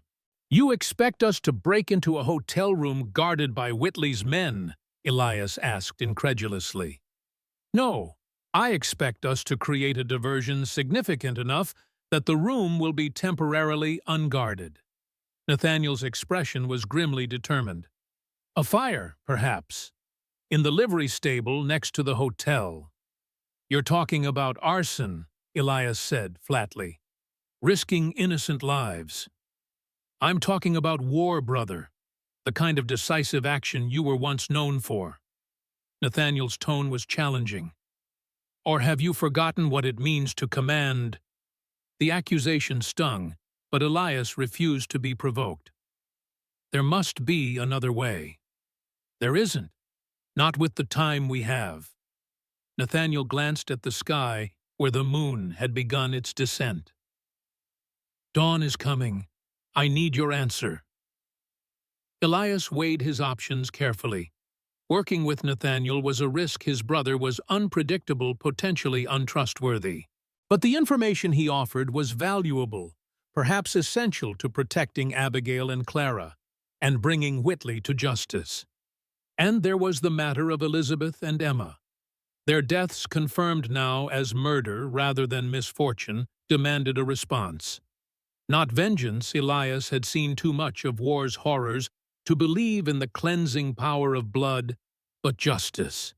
The kind of justice that had once been his calling before grief drove him into isolation. "No arson," he said finally, "but I'll work with you to get the evidence, on one condition." "Name it," Nathaniel replied. "When this is over, when Whitley is exposed, you'll testify about Elizabeth and Emma's deaths, officially under oath." Nathaniel hesitated, clearly weighing the personal risk such a commitment would entail. Finally, he nodded. "Agreed, but only if Whitley is actually in custody. I won't commit suicide by confession if he remains free to retaliate." "Fair enough," Elias conceded. "Now what's your plan for tomorrow's raid?" As the brothers talked, outlining strategies and contingencies, dawn approached inexorably. The alliance was fragile, built on shared blood, but tempered by years of estrangement and opposing loyalties. Yet, in that moment, under the fading stars, they found common purpose in a way that had eluded them since before The war tore their country and their family apart. Neither noticed the figure watching from the distant ridge, nor the glint of moonlight on the brass telescope through which they were observed. Senator Marcus Whitley lowered the instrument slowly, his aristocratic features arranged in an expression of cold calculation. "Interesting," he murmured to the man standing silently beside him. "It seems our Mr. Carter has divided loyalties after all." "Want me to take the shot, Senator?" the man asked, patting the rifle slung across his back. "I could drop both of them from here." Whitley considered the offer, then shook his head. "No, Mr. Rhodes. I believe this development offers opportunities. Let them plot. Let them think they've formed an alliance." A thin smile crossed his face. "It will make their eventual betrayal of each other all the more satisfying." He turned his horse, gesturing for his companion to follow. "Return to town. Tell no one what we've seen, but have 4 men ready to move on my order. And the women at the line shack. Leave them for now. They're the bait in our trap." Whitley's expression hardened. "But send word to our associates in Austin. It's time to deal with Marshal Davies before the good colonel's message reaches him." As they rode away, Whitley cast one last glance over his shoulder at the 2 brothers still deep in conversation by the creek crossing. His face betrayed no emotion, only the patience of a predator who knows his prey has nowhere to run. Dawn painted the eastern sky in bands of gold and crimson as Elias made his way back to the line shack. The meeting with Nathaniel had left him both hopeful and troubled hopeful that they now had a potential ally with inside knowledge, troubled by the confirmation of Elizabeth and Emma's murders. Every assumption he'd made about their deaths, every measure of peace he'd managed to find in the 7 years since, had been built on a foundation of lies. They hadn't simply fallen victim to the fever that swept through the region that summer. They had been deliberately targeted, poisoned, to weaken them before the illness could take hold. And the man responsible, Marcus Whitley, had continued his rise to power unchecked, leaving a trail of similar victims in his wake. The rage, Elias felt, was cold, focused, almost comforting in its clarity. He had spent too many years drowning in grief, seeking solace in isolation.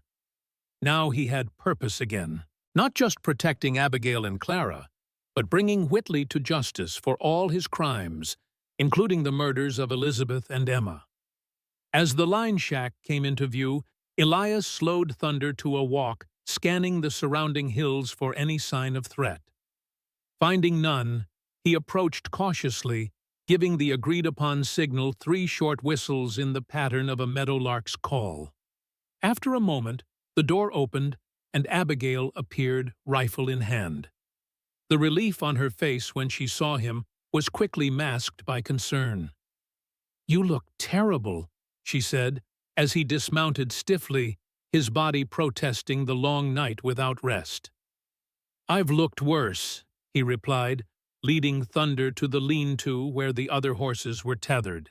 Inside the line shack was warmer than he expected, a small fire burning in the crude fireplace. Isaiah Wells sat beside Clara, checking her pulse, while the young woman herself appeared to be sleeping more peacefully than before. "Her fever broke about 2 hours ago," Isaiah reported quietly. "The infection is responding to the medicines. She's still weak, but I believe the worst has passed." "Thank God." Abigail breathed the tension she'd been carrying, visibly easing from her shoulders. Elias nodded his gratitude to the young doctor, then accepted the cup of coffee Abigail pressed into his hands. The brew was bitter and strong, exactly what he needed after the night's exertions. "What happened with your brother?" Abigail asked, keeping her voice low to avoid disturbing Clara. Elias took a long swallow of coffee before answering. "It's complicated, but he's offered to help us." "Help us?" Abigail's skepticism was evident. "The man works for Whitley. and Whitley plans to kill him once he's outlived his usefulness. Elias set down the cup and briefly outlined his conversation with Nathaniel, including the revelation about Elizabeth and Emma's deaths. He kept his voice steady through the recounting, though the pain was still raw. Abigail listened with growing horror, her hand moving unconsciously to cover her mouth when he described how his family had been murdered. "Colonel Elias, I'm so sorry," she said when he finished. "To learn this after all these years." "It changes things," he said simply. "What I believed was a tragedy was actually murder. Whitley has much to answer for." "Do you trust your brother?" Isaiah asked, joining the conversation. "A man willing to work for someone like Whitley?" "Trust is a strong word," Elias replied. "Let's say I believe his self-interest now aligns with ours, and he has information we need." He explained Nathaniel's proposal to use the planned raid on the line shack as a diversion while they accessed Whitley's private papers in redemption. "It's risky," Abigail observed. "If Nathaniel betrays us, or if Whitley anticipates the move." "Everything is risky at this point," Elias countered. "Whitley controls the town, the telegraph, the roads. We can't stay hidden forever, and we can't outrun him without help." Isaiah cleared his throat. "My uncle sent a message with me for just such a situation," he said, reaching into his jacket to withdraw a sealed envelope. "He said to give it to you if you decided to make a move against Whitley directly."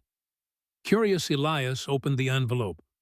Inside was a roughly drawn map and a short note in Samuel's distinctive handwriting. "Colonel, if you're reading this, you've chosen to fight rather than run." The map shows a tunnel under the Grand Hotel, built during Redemption's wilder days when certain businessmen needed discreet access to the saloon. The entrance is in the old storeroom behind the smithy. Few remember it exists. May provide alternate approach. Samuel Elias studied the map carefully. Samuel had marked the tunnel's route from the smithy to the hotel basement with notations about structural integrity and potential hazards. "This changes things," he said, showing the map to Abigail and Isaiah. "We might not need Nathaniel's distraction after all." "Unless it's a trap," Abigail pointed out. "Or the tunnel has collapsed after all these years." "Samuel wouldn't send us into danger knowingly," Elias said. "But you're right to be cautious. I'll need to verify the tunnel's condition before we commit to using it." Abigail raised an eyebrow. "You intend for me to accompany you?" "I can't leave you and Clara here unprotected," Elias explained. "Nathaniel is supposed to misdirect today's raid, but there's no guarantee other search parties won't find this place. We need to move together." "Clara isn't strong enough for travel," Isaiah interjected. "Even with the fever broken, she needs rest." "Then we bring her to Samuel's," Elias decided. "His home has a cellar where she can recover safely while we deal with Whitley."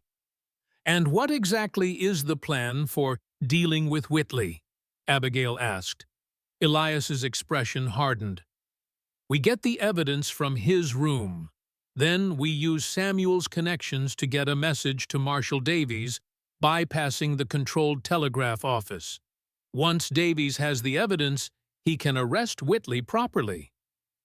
"That's surprisingly lawful," Abigail commented, a hint of dry humor in her voice. "I half expected you to suggest shooting him." "Killing Whitley would be satisfying," Elias admitted, "but it wouldn't end his operation or bring his associates to justice. For that, we need the law on our side." The discussion was interrupted by a soft moan from Clara's makeshift bed. The young woman's eyes fluttered open more lucid than they had been since the fever took hold. "Colonel Carter," she called weakly. Elias moved to her side, kneeling beside the pallet. "I'm here, Miss Dawson. How are you feeling?" "Like I've been trampled by horses," she replied with a gust of a smile. "But alive, thanks to you all." Abigail joined them, taking Clara's hand. "You gave us quite a scare." Clara's gaze moved between them, noting their grave expressions. "What's happened? Has he found us?" Elias exchanged a glance with Abigail, who nodded slightly. Clara deserved the truth. "We've confirmed what you suspected about Whitley," he said gently. "His trafficking operation, his political connections, and more." He told her about Nathaniel's revelations, including the murder of his family. Clara listened with growing distress, tears welling in her eyes. "I'm so sorry," she whispered when he finished. "Your wife and daughter. Because of him. Because of my father." The word hung in the air between them. Clara had never explicitly confirmed her relationship to Whitley before, though Elias had pieced it together. "He's your biological father," Elias said. "But that doesn't make you responsible for his actions." "Doesn't it?" Clara's voice was bitter. "His blood runs in my veins. The same capacity for evil." "No," Elias cut her off firmly. "Evil isn't inherited, Clara. It's chosen. Whitley chose his path, just as you've chosen yours to stand against him at great personal risk." Clara seemed to take some comfort in his words, though doubt still shadowed her eyes. "What happens now?" she asked. "Now we take the fight to him," Elias said, standing. "But first we need to move you somewhere safer." While Abigail and Isaiah prepared Clara for travel, Elias stepped outside to survey their surroundings once more. The morning was advancing, the sun climbing higher in a cloudless sky. Under different circumstances, he might have appreciated the beauty of the rugged landscape, the distant hills shimmering in the heat, the scattered oaks and cottonwoods providing islands of shade in the vast expanse. Instead, he saw only tactical considerations, limited cover, too many open approaches, the difficulty of moving an injured woman across exposed terrain without being spotted.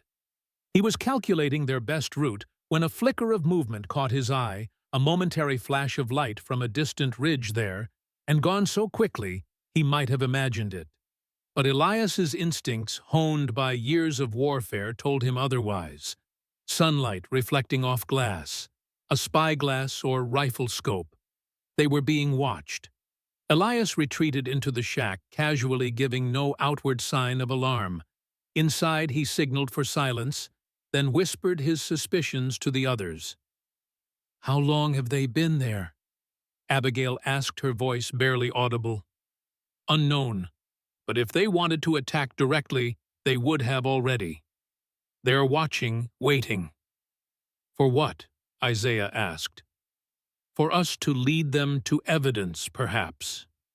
Elias's mind raced through possibilities. Or they're coordinating with other forces. Either way, their planned departure was now compromised. They needed a new strategy. "Is there another way out of here?"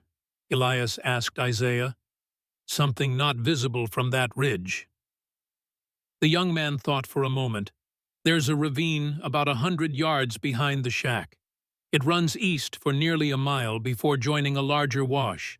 Steep sides would provide cover." "Good. We'll leave that way, but not altogether." Elias outlined his plan quickly. "Isaiah, you and Clara go first. Head for your uncle's place, but take a circuitous route. Abigail and I will create a diversion, make it look like we're headed north with Clara, then double back later. Split up." Abigail didn't look convinced. "Is that why?" "It's necessary," Elias said. "Clara needs medical care more than protection right now, and whoever's watching is more likely to follow us assuming we have the evidence they want." There was no time for extended debate. Working quickly, they gathered their meager supplies and prepared Clara for travel. The young woman was weak, but determined, insisting she could manage with Isaiah's support. "Remember," Elias told Isaiah as they prepared to leave, "stay in the ravine as long as possible. If you encounter anyone, Clara is your sister ill with summer fever. You're taking her to a doctor in redemption. Isaiah nodded, his expression solemn. We'll make it, Colonel. Uncle Samuel's place has hiding spots the senator's men will never find. Elias clasped the young man's shoulder. God go with you both. As Isaiah helped Clara through the back window and into the ravine beyond, Elias and Abigail prepared their diversion. They gathered blankets to create a bundle that from a distance might be mistaken for a person. Securing it to Thunder's saddle, they added Clara's shawl as a final touch. Ready? Elias asked, checking his colt one final time. Abigail nodded, though her eyes betrayed her fear. As I'll ever be.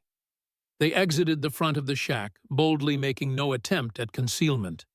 Elias helped Abigail mount the old mare, then secured the bundle to Thunder's back before mounting up himself.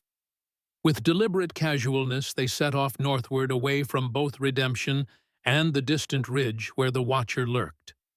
For nearly an hour, they maintained the ruse, riding steadily through increasingly rough terrain. Elias kept alert, noting with grim satisfaction that they were indeed being followed, two riders keeping pace at a distance, just visible occasionally when the land dipped. They're still with us, he told Abigail, as they paused in the shadow of a rocky outcropping. Good. That means Isaiah and Clara likely got away clean. What now? Abigail asked, taking a sip from her canteen. Now we lose our shadows and circle back toward Redemption. Elias studied the landscape ahead. There's a box canyon about a mile from here. Perfect place for an ambush, which means they'll be expecting one. So we avoid it. No, we ride straight into it, but prepared for what comes next. Abigail raised an eyebrow. Which is? Elias pointed to a narrow trail visible winding up the canyon wall. That leads to a plateau above. Cattle drovers use it during roundup. Our followers may not know it exists. Understanding dawned on Abigail's face. We let them think they've trapped us, then slip away. Exactly. Elias remounted Thunder. Stay close to me, and when I give the signal, be ready to ride hard. They continued north, deliberately taking a path that would be easily followed. As the box canyon came into view, Elias noted with satisfaction that their pursuers had closed the distance slightly, growing more confident as their quarry approached the natural trap.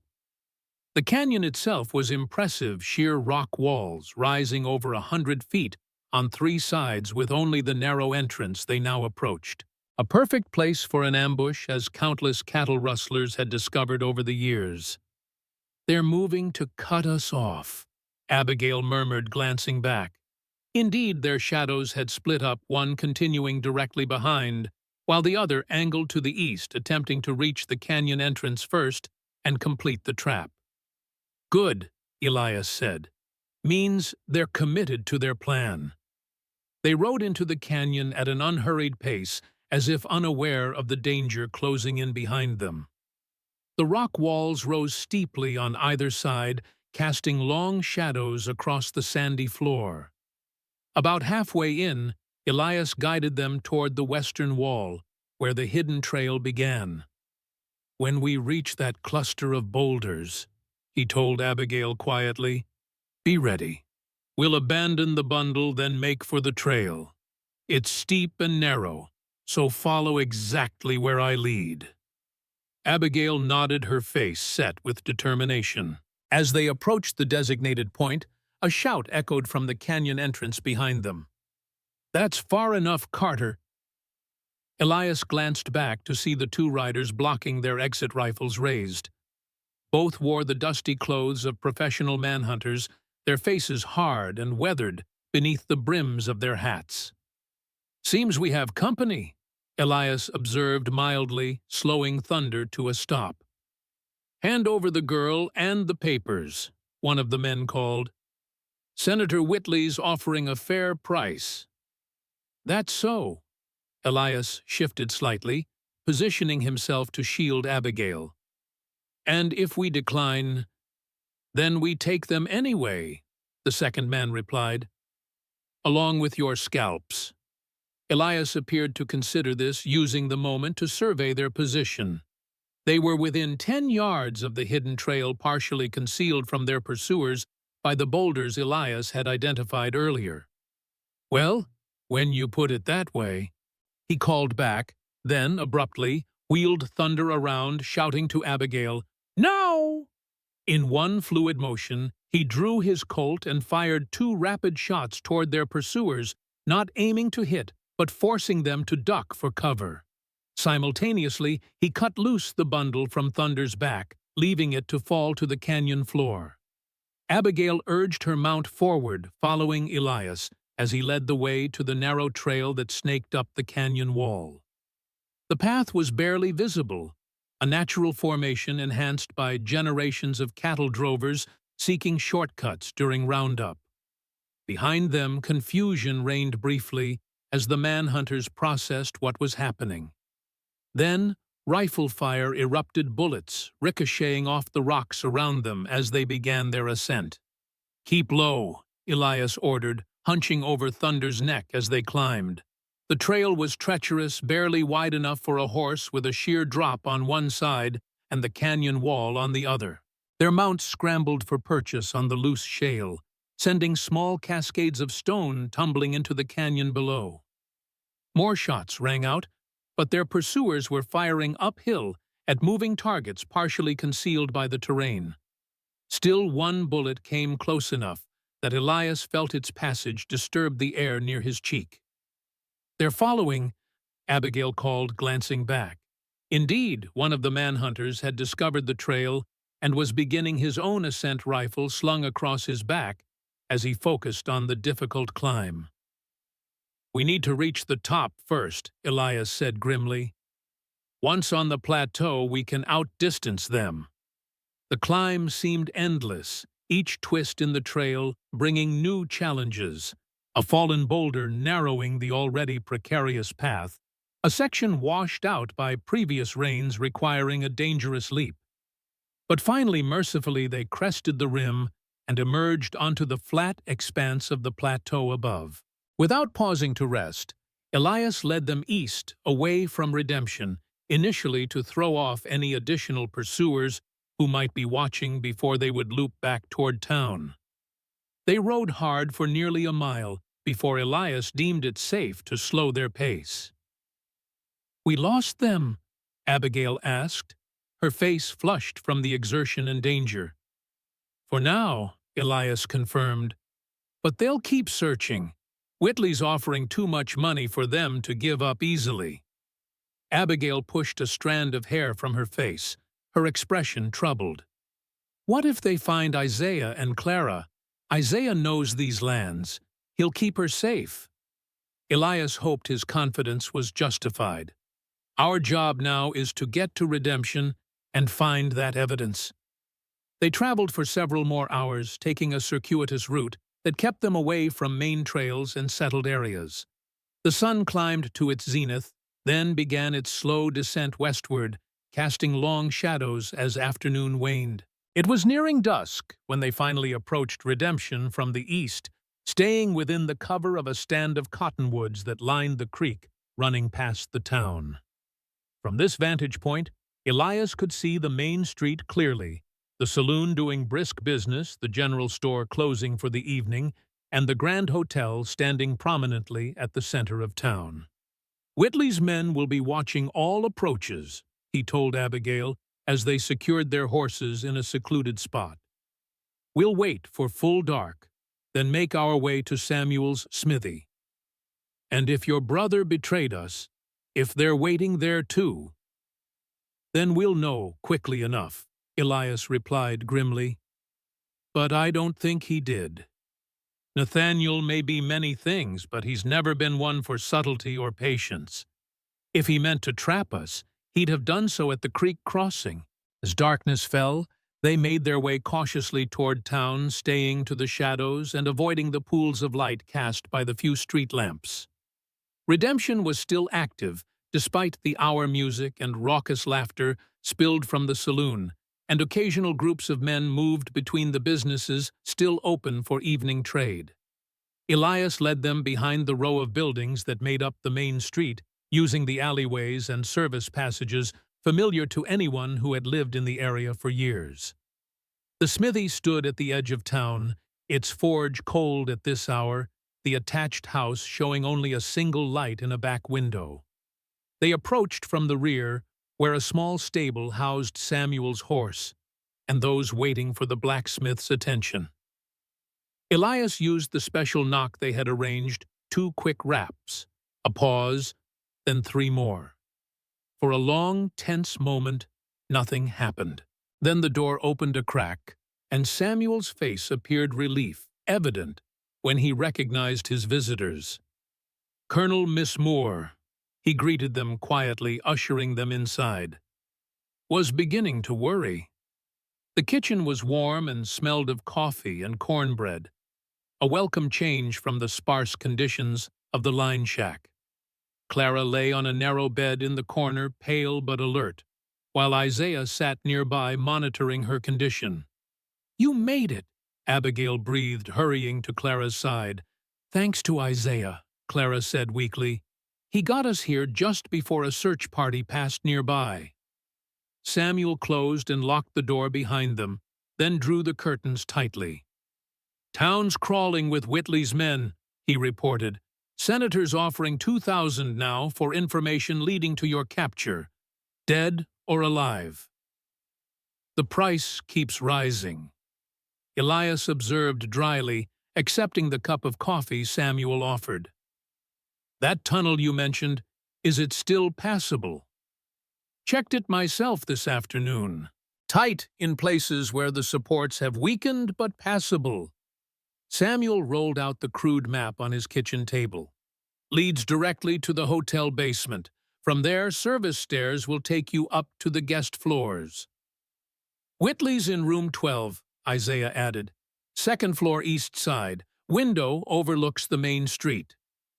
"You've been busy," Elias commented, impressed by the brothers' initiative.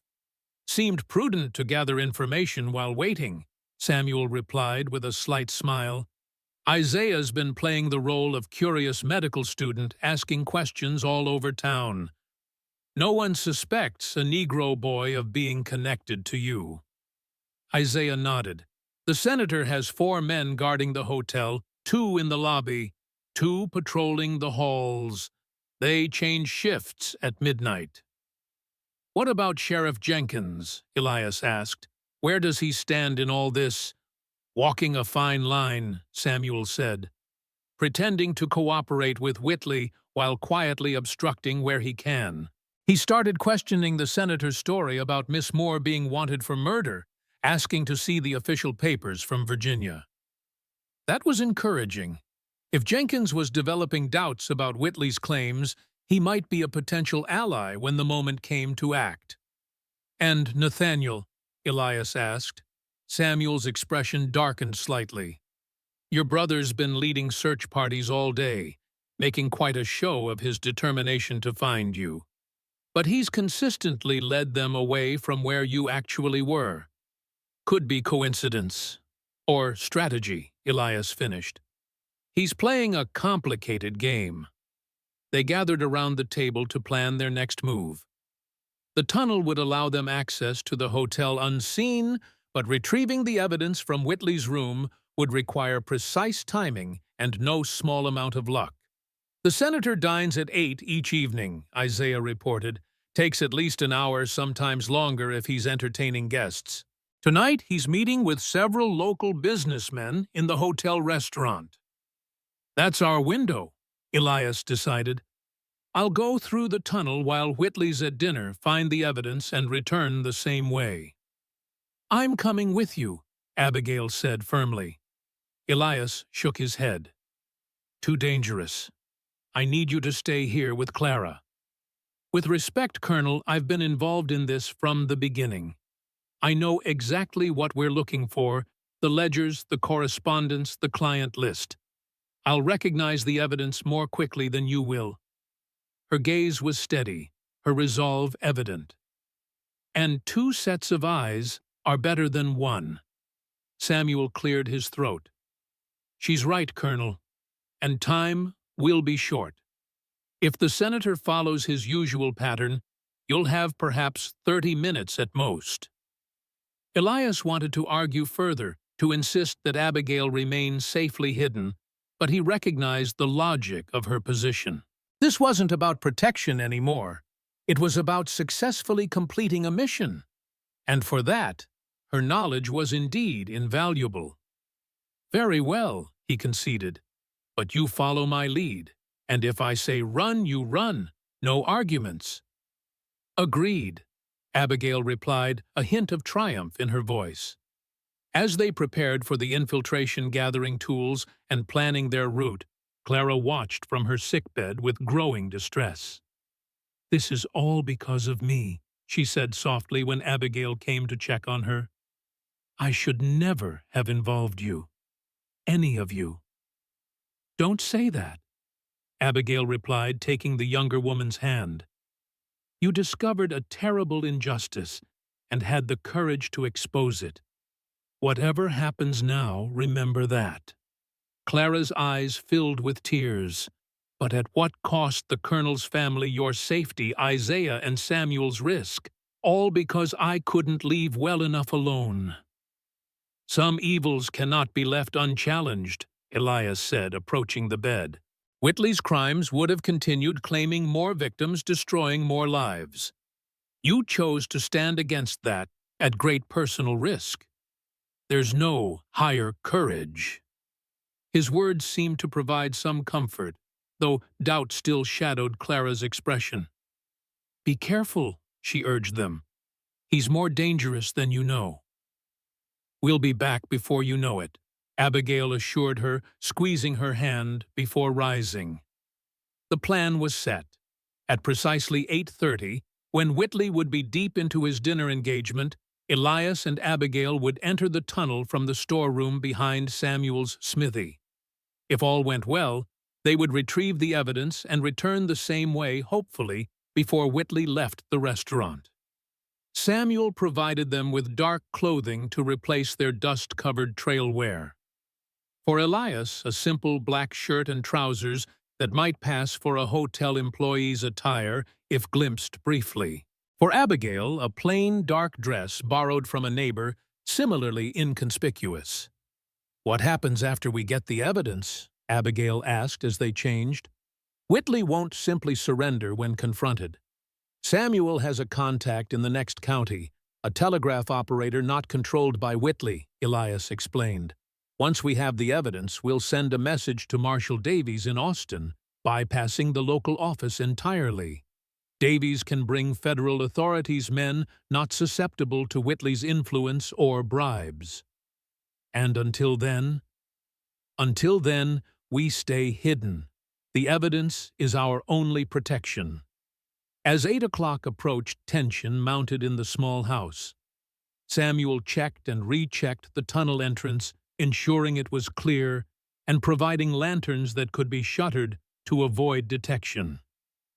Isaiah prepared medical supplies in case of injury, while Clara watched with worried eyes from her bed. "Time," Samuel announced, finally returning from a quick reconnaissance of the street.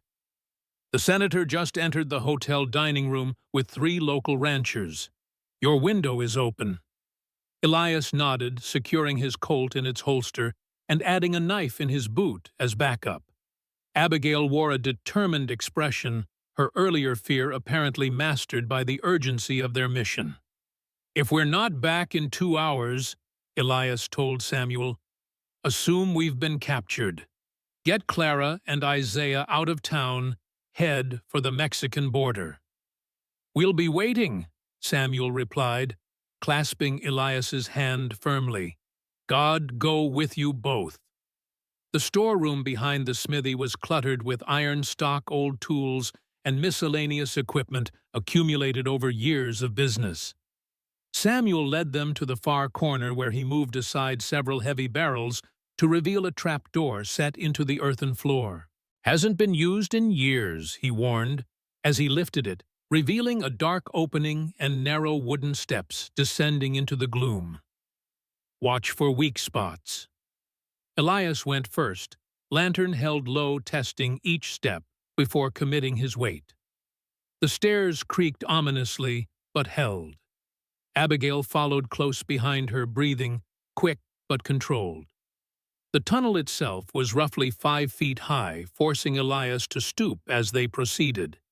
The walls were shored up with timber at irregular intervals, some of which had begun to rot with age and dampness.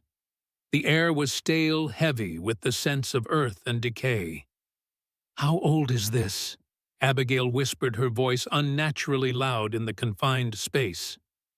"Dates back to redemption's earliest days," Elias replied quietly, "when the town was little more than a trading post with aspirations. The original owner of the hotel was a gambling man with creative ideas about customer service, and they moved cautiously, the shuttered lantern providing just enough light to avoid hazards. According to Samuel's map, the tunnel ran straight for approximately 200 yards before turning sharply to access the hotel basement. Their progress seemed agonizingly slow, each step measured, each sound amplified in the close quarters. About halfway along, they encountered their first serious obstacle, a section where the ceiling had partially collapsed, leaving barely 2 feet of clearance beneath a precariously balanced beam. "I'll go first," Elias said, handing Abigail the lantern. "If it holds my weight, it should hold yours." He lowered himself to his stomach and began to ease forward inch by careful inch. The beam above creaked alarmingly, small showers of dirt raining down with each movement. Elias froze, waiting for the settling to stop before continuing. It took nearly 5 minutes to traverse the 10-foot section, every moment risking a catastrophic collapse that would trap them underground. When Elias finally reached the other side, he released a breath he hadn't realized he'd been holding. "Your turn," he called softly to Abigail. "Move exactly as I did and don't rush." Abigail passed him the lantern, then began her own slow progress through the narrow gap. Elias watched anxiously, aware that her smaller frame was an advantage, but concerned by the increasingly ominous creaks from the stressed timber. "Almost there," he encouraged as she neared the halfway point. Suddenly, a sharp crack split the silence. The beam shifted, dropping several inches as one end splintered. Dirt and debris showered down on Abigail, who froze in momentary panic. "Don't move," Elias hissed, assessing the situation rapidly. The beam hadn't failed completely, but it was now resting partly on Abigail's back, pinning her in place. Any sudden movement might bring the entire section down. He set the lantern aside and carefully extended his hand toward her. "Reach for me slowly. I'll pull you through." Abigail's eyes were wide with fear, but she controlled it admirably, extending her arm by increments until their fingers touched, then clasped. "On 3, Elias said calmly. "I'm going to pull. Not hard, just steady. Ready, 1, 2, 3. He applied gentle but firm pressure, drawing Abigail forward as the beam continued to creak and settle above her. Dirt filled her hair, dusted her face, but she kept her focus, inching forward as Elias maintained the steady pull. With a final effort, she cleared the collapse zone, and Elias helped her to her feet. They stood for a moment, breathing heavily, covered in dust, but unharmed. "I hate confined spaces," Abigail whispered shakily. "You did well," Elias assured her. "Most people would have panicked." They continued more cautiously, now aware that the tunnel's stability was more compromised than Samuel had realized. Time was passing, precious minutes of their narrow window for accessing Whitley's room. Finally, they reached the sharp turn that indicated the approach to the hotel basement. The passage grew marginally wider here, with more frequent support beams, suggesting more careful construction. "We must be close," Elias murmured. And indeed, within moments they encountered another set of wooden stairs, these better maintained than those at the tunnel entrance. Elias ascended slowly, listening intently for any sound from above. The trapdoor at the top was similar to the one they had entered through, though smaller, and secured with a simple bolt rather than a lock. He handed the lantern to Abigail, then carefully slid back the bolt, easing the trapdoor open just enough to peer into the space beyond. The hotel basement was dimly lit by a single gas lamp filled with storage crates and trunks belonging to guests. Most importantly, it appeared deserted. Elias pushed the door fully open and climbed out, then helped Abigail up. They closed the trapdoor quietly, concealing it behind a stack of empty crates as an added precaution. "Service stairs should be that way," Elias whispered, pointing toward the far corner of the basement. They moved silently through the cluttered space, every sense alert for danger. The stairs, when they found them, were narrow and steep, clearly meant for staff rather than guests. A closed door at the top presumably led to the hotel's ground floor. Elias paused with his hand on the doorknob, listening. Faint sounds filtered through voices from the distant dining room, the occasional footstep of someone passing in the hallway beyond. He waited for a moment of relative quiet, then eased the door open a crack. The service corridor was empty, running perpendicular to the main hallway. Hotel staff would use this passage to move between floors without disturbing guests. It was perfect for their purposes. "Second floor," Elias breathed to Abigail. "Room 12, east side." They climbed the service stairs to the second floor, encountering no one. The hotel was small by city standards, with perhaps 20 guest rooms in total. Finding room 12 would not be difficult, but accessing it unseen was another matter. Elias cracked open the second-floor service door, peering into another empty corridor. According to Isaiah's intelligence, 2 of Whitley's men patrolled the halls. They would need to time their move carefully. "Wait for my signal," he told Abigail. "When I'm sure it's clear, we move quickly. No hesitation." She nodded, her face set with determination, despite the dust still clinging to her hair and clothes. They had come too far to falter now. Elias counted slowly to 60, listening for the sound of footsteps that would indicate a guard's patrol pattern. Sure enough, heavy boots approached, passed the service door, then receded toward the main staircase. He waited another minute to ensure the guard had continued downstairs, then eased the door open. "Now," he whispered, and they slipped into the hallway. Room 12 was halfway along its brass number, polished to a shine that caught the light from the wall sconces. Elias led the way, moving with the silent precision that had once served him well on nighttime scouting missions during the war. They reached the door without incident, but now faced the most significant obstacle yet, the lock. Elias withdrew a slim metal tool from his pocket, a remnant of his military days when such skills were sometimes necessary. "Keep watch," he murmured to Abigail as he bent to his task. The lock was of good quality, but not exceptional. Elias worked methodically, feeling for the tumblers with practiced fingers. After what seemed an eternity, but was likely less than a minute, he felt the satisfying click of the mechanism yielding. He straightened, meeting Abigail's anxious gaze. "Ready?" She nodded, and Elias turned the handle, pushing the door open just enough for them to slip through before closing it silently behind them. Senator Marcus Whitley's hotel room was luxurious by redemption standards, a large bed with fine linens, quality furniture, crystal decanters of liquor on a side table. A writing desk stood beneath the window overlooking the Main Street papers neatly organized upon its surface. "Start with the desk," Elias directed. "I'll check for a safe."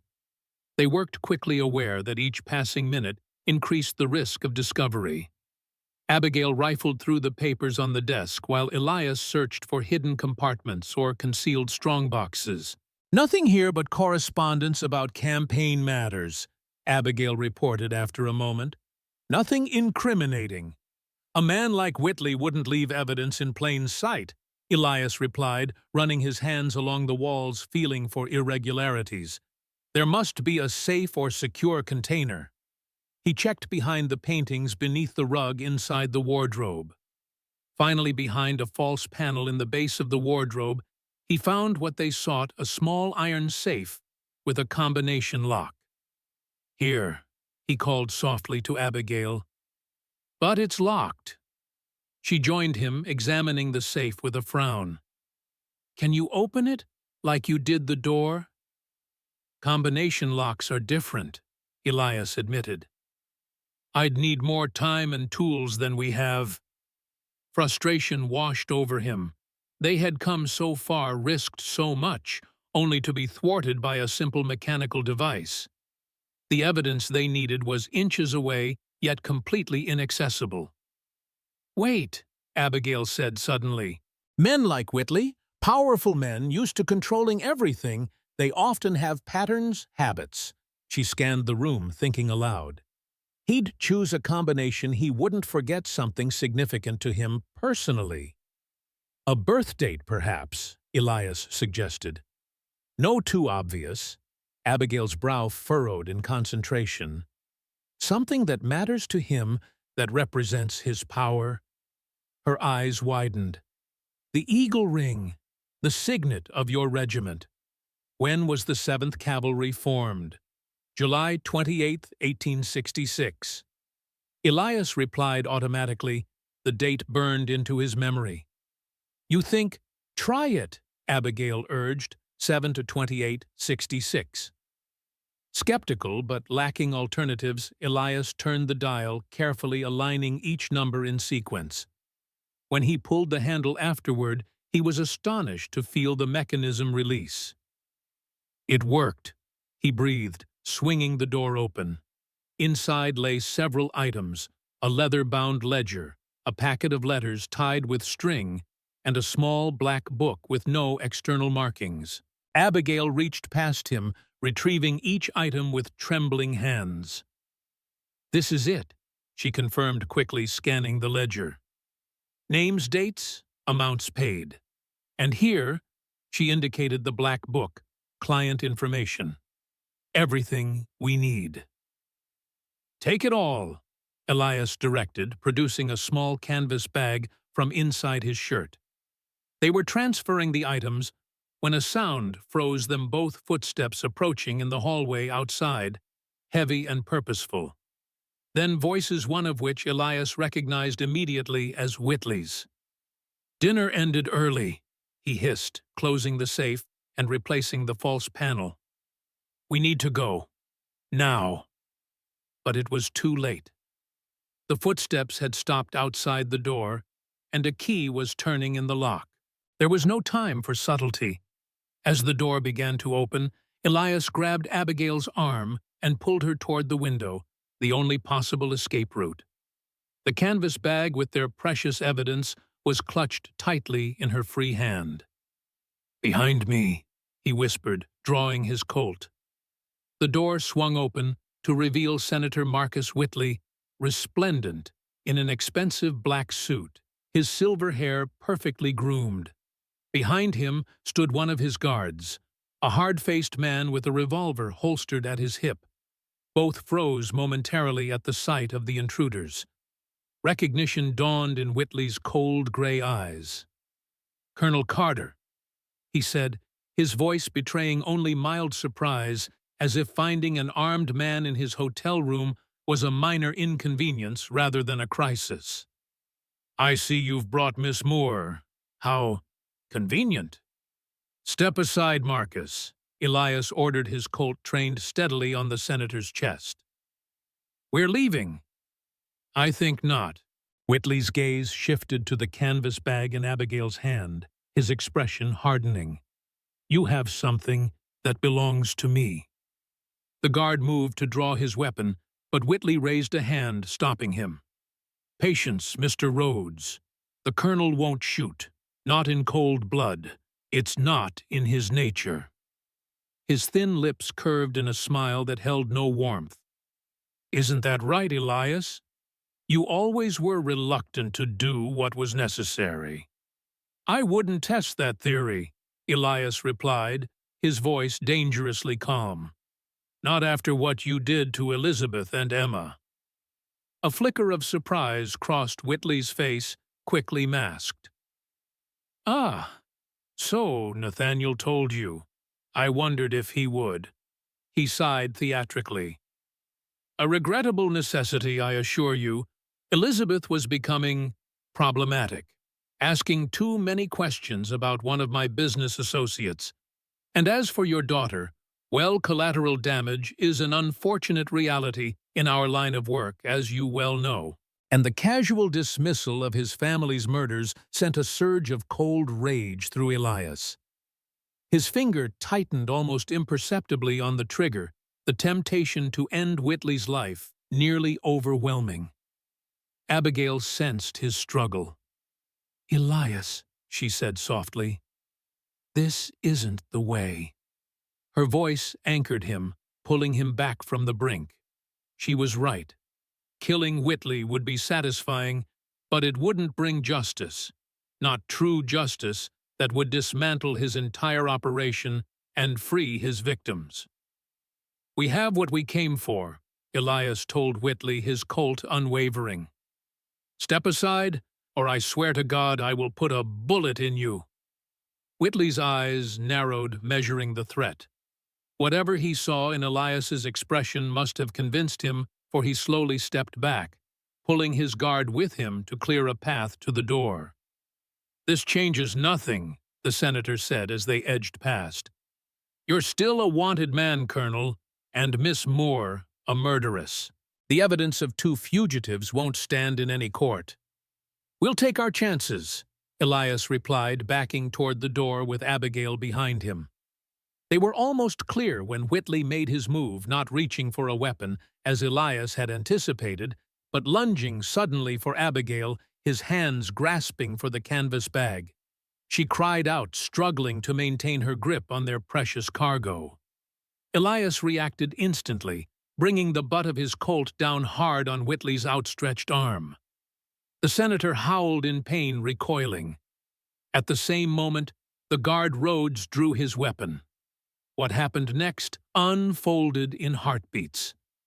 Elias shoved Abigail through the doorway as Rhodes fired the bullet, grazing Elias's left shoulder. Ignoring the burning pain, Elias returned fire, his shot catching Rhodes high in the chest. The guard staggered back, his weapon clattering to the floor.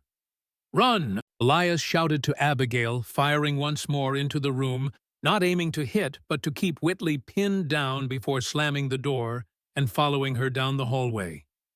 The gunshots had shattered the evening quiet. Shouts erupted from below as Whitley's remaining men responded to the commotion. Heavy footsteps pounded up the main staircase at the end of the corridor.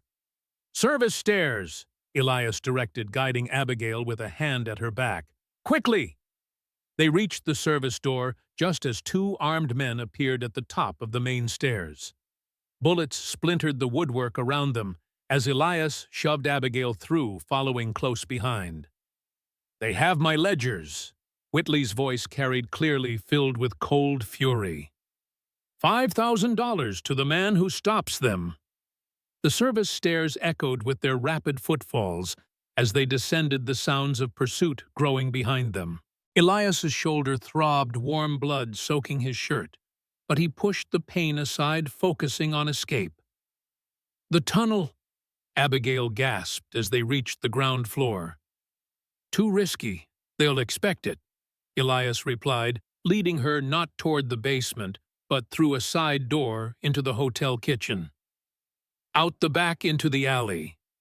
The kitchen staff froze in surprise as the armed, bloodied man and disheveled woman burst through, but Elias gave them no time to react, pulling Abigail past startled cooks and dishwashers to the rear exit.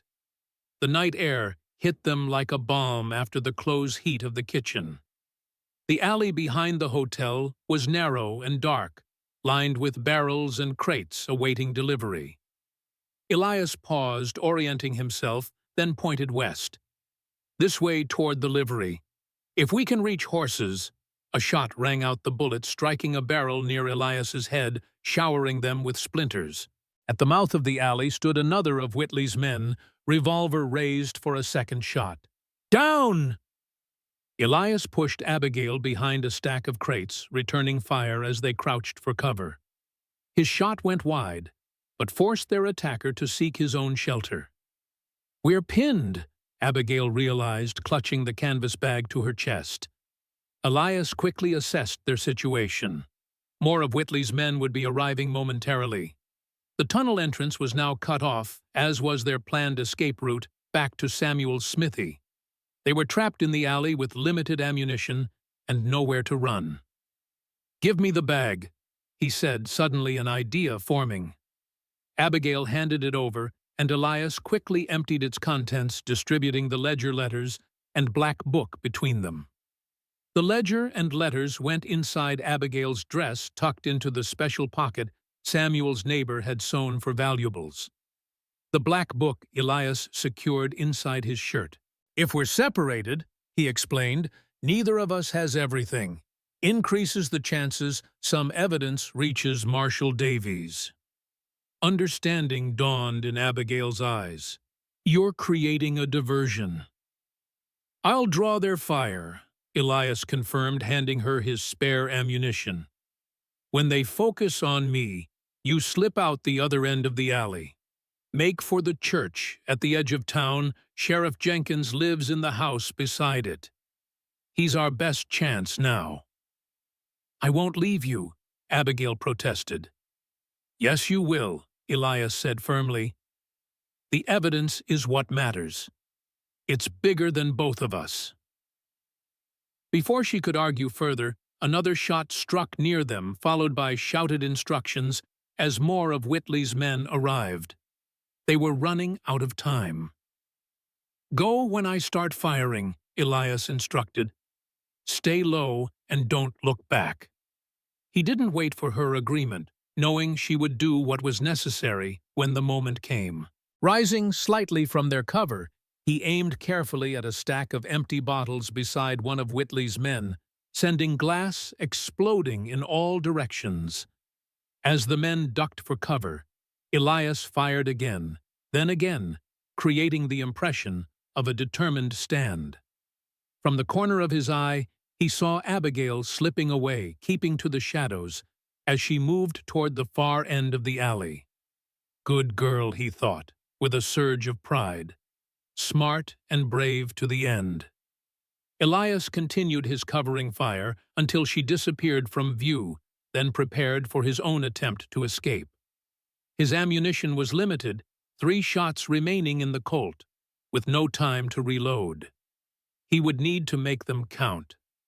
Just as he was preparing to move, a new voice called out from behind Whitley's men. "That's enough shooting in my town, gentlemen." Sheriff Thomas Jenkins stood at the entrance to the alley, his rifle leveled at Whitley's hired guns. Behind him were several townsmen similarly armed. "This is official business, Sheriff," one of Whitley's men protested. "Senator's orders. Last I checked, I'm the law in redemption," Jenkins replied evenly.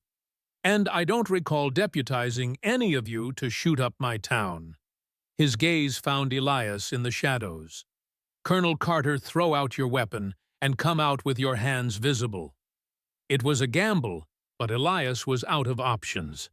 Carefully, he tossed his Colt into the open, then emerged from behind the crates, hands raised. His left shoulder burned with each movement, blood now soaking his entire sleeve. "He broke into the senator's room," one of Whitley's men accused. "Stole private property." "Is that so?" Jenkins's expression revealed nothing. "Well then, he'll have to answer for it. In a proper jail cell, not a back alley execution." He gestured with his rifle. "Colonel, you're coming with me. The rest of you disperse. Now." The hired guns hesitated, clearly calculating whether they could take on Jenkins and his impromptu posse.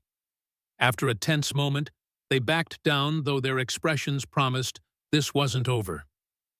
Jenkins approached Elias, keeping his rifle ready. "You're in a world of trouble, Carter," he said loudly, then added in a whisper as he got closer. "Miss Moore made it to my house. My wife's looking after her." Relief washed through Elias. Abigail was safe, and with her, the most damning evidence against Whitley. His gamble had paid off. Jenkins made a show of restraining him, though the handcuffs were applied loosely enough to avoid aggravating his wounded shoulder. "Let's go, Colonel. We've got some talking to do." As they walked through town toward the jailhouse, curious onlookers gathered to watch the spectacle. Elias kept his head high, ignoring the whispers and stares. Jenkins's men formed a protective barrier, ensuring none of Whitley's people could interfere. The jail was a small brick building with 2 cells, an office area, and little else. Jenkins dismissed his posse with thanks, then locked the front door behind them. "That should keep the curious at bay for a while," he said, removing Elias's handcuffs. "Though I reckon the senator will be here demanding your head before long."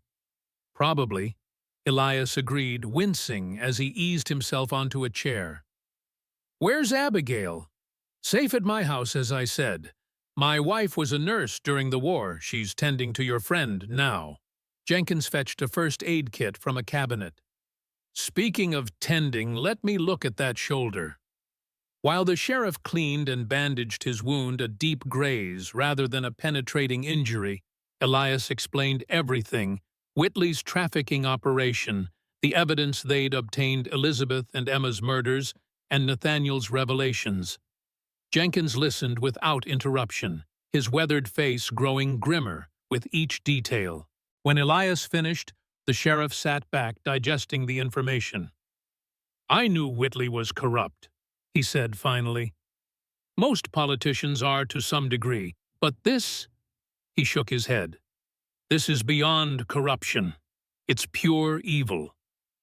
"That's why we need to get the evidence to Marshal Davies," Elias pressed. "He has the authority to arrest a U.S. senator, especially with federal crimes involved." "Davies is a good man," Jenkins agreed. "But getting a message to him won't be easy. Whitley controls the telegraph office, and the stage won't leave until morning, assuming they don't search every passenger." Samuel Wells mentioned a contact in the next county, a telegraph operator who could send a message bypassing redemption entirely. Jenkins nodded thoughtfully. "Jeremiah Tucker over in Cooperville. Good man, fought for the Union. But it's 20 miles, and you can bet Whitley's men will be watching every road out of town." "What about your deputy? Could he carry the message?" "Young Billy," Jenkins snorted. "Boy's barely 20, never fired his weapon outside of practice. Besides, he's sweet on the telegraph operator's daughter. Whitley would know if he left town suddenly." Elias weighed their options. Time was critical. Once Whitley realized the extent of what had been taken, he would move quickly to either recover the evidence or flee the jurisdiction. "What about Nathaniel?" he asked finally. "My brother. He's supposedly working for Whitley, but he's been feeding us information. If he's truly turned, he might be able to get a message through." "Risky," Jenkins observed. "If he's playing both sides, he could just as easily betray you to Whitley." "True, but we're running out of options and time." Jenkins seemed about to respond when a commotion erupted outside, raised voices, the sound of multiple horses arriving. He moved to the window, peering through the blinds. "Well, that didn't take long," he muttered. "Senator Whitley himself with about a dozen men. Looks like he's brought half the town, too." Elias joined him at the window. Sure enough, Whitley sat astride a magnificent black stallion in front of the jailhouse, addressing a growing crowd of townspeople. Even from inside, snippets of his speech carried clearly accusations about dangerous fugitives, stolen private property, the safety of the good citizens of Redemption being threatened. "He's working the crowd," Elias observed, "turning them against us." "Standard politician's tactic," Jenkins replied dryly. "And he's good at it." The crowd was indeed responding to Whitley's oratory, murmurs of agreement growing louder, occasional shouts of support punctuating his speech. Whitley was weaving a masterful narrative, the upstanding senator and gubernatorial candidate cruelly targeted by dangerous criminals with a personal vendetta.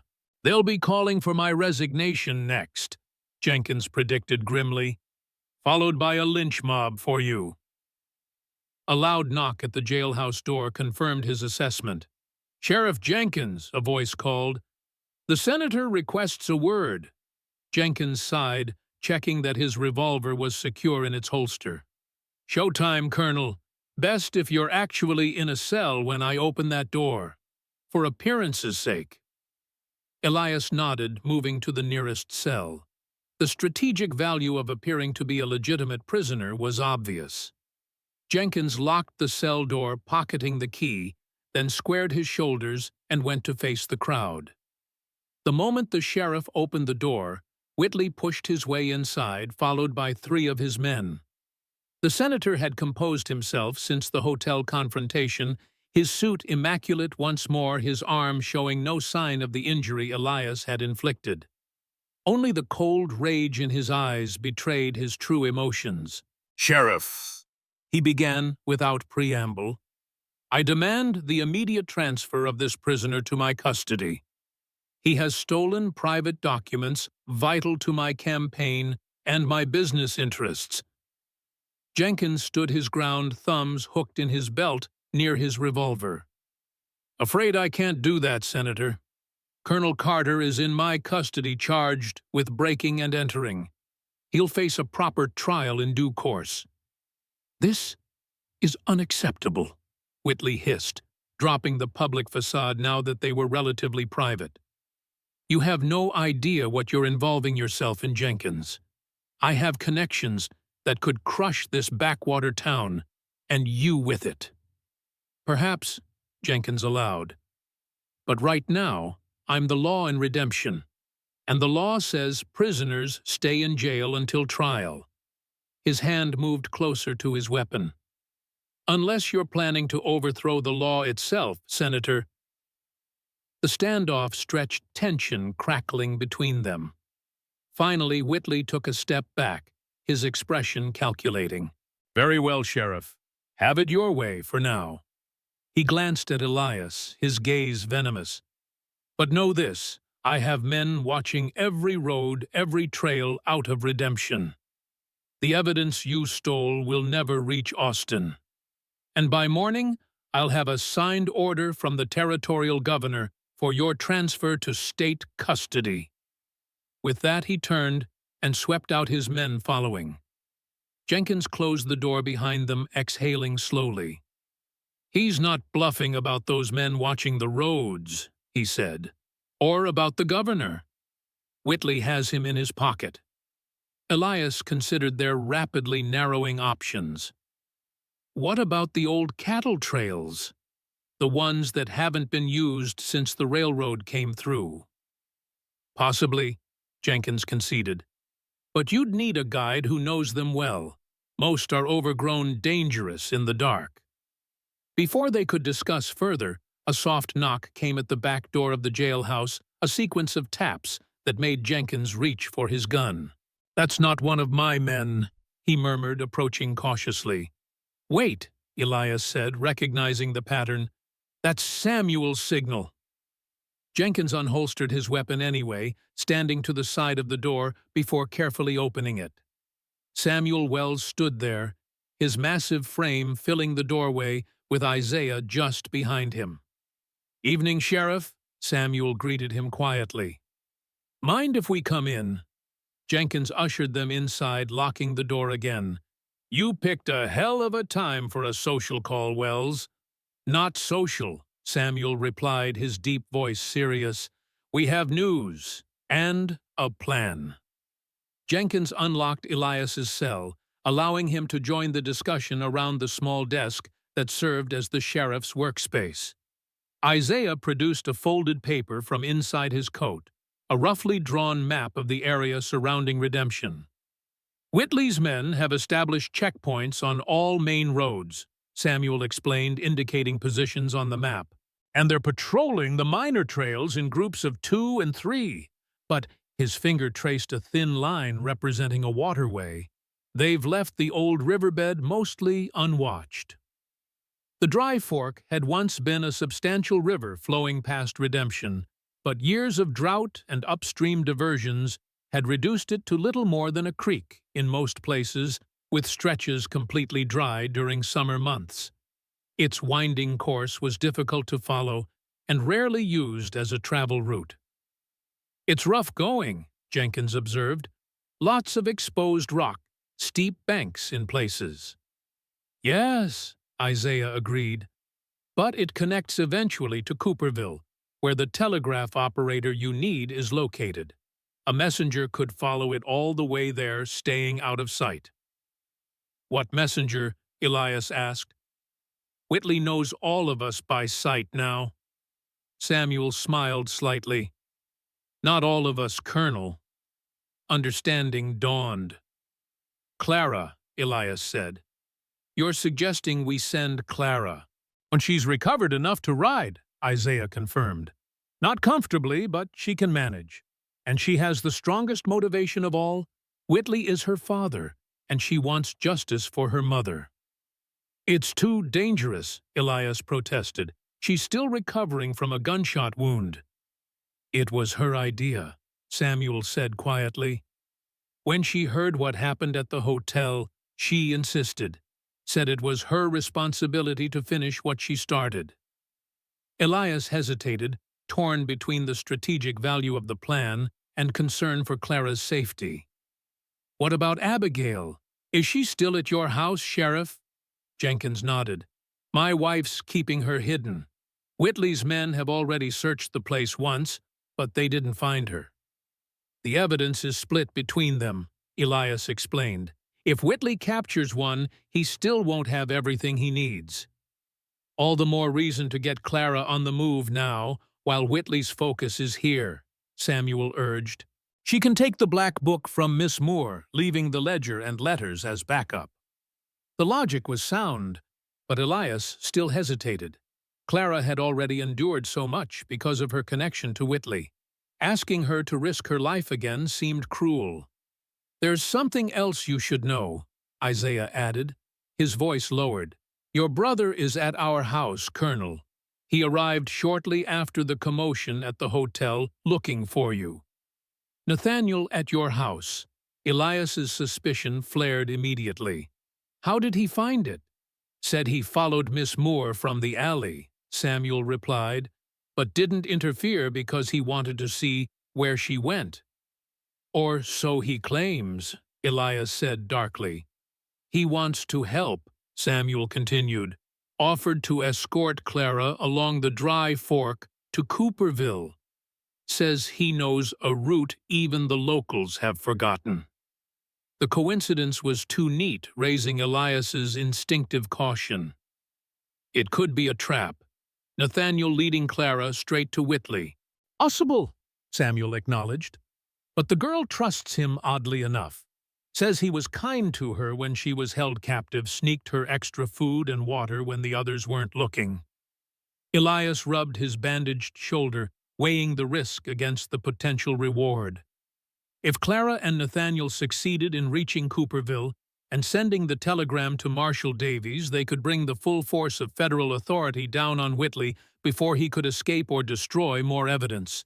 But if Nathaniel betrayed them, "I need to speak with my brother," he decided. "Face to face." "Impossible," Jenkins interjected. "Whitley's men are watching the jail. If you leave, they'll follow, leading them straight to Samuel's house and the others." "Then bring him here," Elias countered. "Through the back. If anyone sees, say you've arrested another conspirator." Jenkins and Samuel exchanged glances, considering the proposal. Finally, the sheriff nodded. "It's risky, but so is every other option at this point. Samuel, can you fetch Nathaniel without being seen?" "There's a way through the back alleys," Samuel confirmed. "We'll be careful." As Samuel and Isaiah prepared to leave, Elias called them back. "One more thing. If I'm not convinced of Nathaniel's intentions, Clara doesn't go with him, no matter what she says. Are we clear?" Both men nodded solemnly before slipping out the back door into the gathering darkness. Jenkins locked it behind them, then returned to his desk. "You really think your brother might have changed sides?" he asked, pouring 2 mugs of coffee from a pot that had been warming on the small stove. I don't know, Elias admitted, accepting the coffee gratefully. Nathaniel's always been unpredictable and self-serving. He stared into the dark liquid.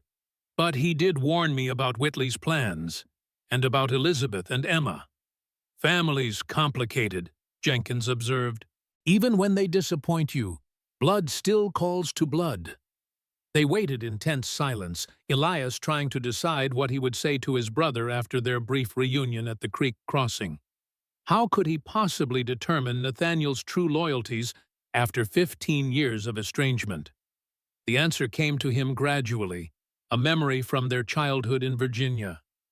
Their father, a stern disciplinarian, had taught them a game, a way of detecting lies that had served Elias well during his military career. If Nathaniel remembered it, it might provide a way to cut through deception.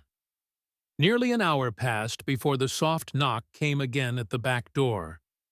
Jenkins admitted Samuel, who was followed by a figure Elias recognized immediately, despite the poor light. Nathaniel Carter, his scarred face wary, his hand never far from the revolver at his hip. The brothers faced each other across the small jailhouse office, measuring each other in silence. Nathaniel looked tired, Elias thought. Tired and older than his 48 years, the weight of his choices evident in the lines of his face. "You've looked better, brother," Nathaniel finally said, unconsciously echoing his greeting at their last meeting. "Getting shot will do that," Elias replied dryly. A ghost of a smile touched Nathaniel's lips. "So I hear." His gaze moved to the bandaged shoulder. "You'll live. You always do." "Samuel says you want to help Clara reach Cooperville," Elias said, bypassing the small talk. "Why?" Nathaniel shrugged, a gesture that reminded Elias painfully of their father. "Why not? Whitley plans to kill me anyway. Might as well earn it." "That's not a reason," Elias pressed. "That's an excuse." "Fine." Nathaniel's expression hardened. "Because I'm tired, Elias. Tired of what I've become. Tired of serving men like Whitley." He gestured to the scar that marked his face. "This wasn't the worst wound from the war. The worst was what happened inside. What I let myself become afterward." The words held the ring of truth, but Elias needed more. "Remember Father's game, the one he taught us for detecting lies?" Nathaniel's eyebrows rose slightly. "The Queen's questions. 3 questions answered immediately, no time to construct a lie." He nodded. "Go ahead, ask." Elias didn't hesitate. "Did you know Whitley planned to kill Elizabeth and Emma before it happened?" "No," Nathaniel answered instantly. "I found out after, when he boasted about it during a drunk evening. Said it had been regrettably necessary." "Why didn't you tell me then?" "Because I was a coward," Nathaniel replied, his gaze unwavering. "Because I was afraid of what Whitley would do to me if I betrayed him. And because I was afraid of what you would do to me when you learned I was working for him." Elias absorbed this, then asked his final question. "If you help Clara reach Cooperville, what do you want in return?" "Nothing," Nathaniel said, then amended, "No, that's not true. I want peace, Elias. Not from you, not from the law, from myself." He touched the scar on his face absently. "I've done terrible things. Things I can't undo, but this helping bring down Whitley, maybe it's a start." The room fell silent as Elias considered his brother's answers. The Queen's questions worked because they allowed no time for constructing plausible lies. The first answer that came to mind was usually the truth, and Nathaniel's responses had been immediate, unguarded, and consistent with his behavior since their reunion. "I believe you," Elias said finally, "but understand this. If any harm comes to Clara, if you betray her to Whitley, I will hunt you to the ends of the earth, brother or not." "Fair enough," Nathaniel acknowledged.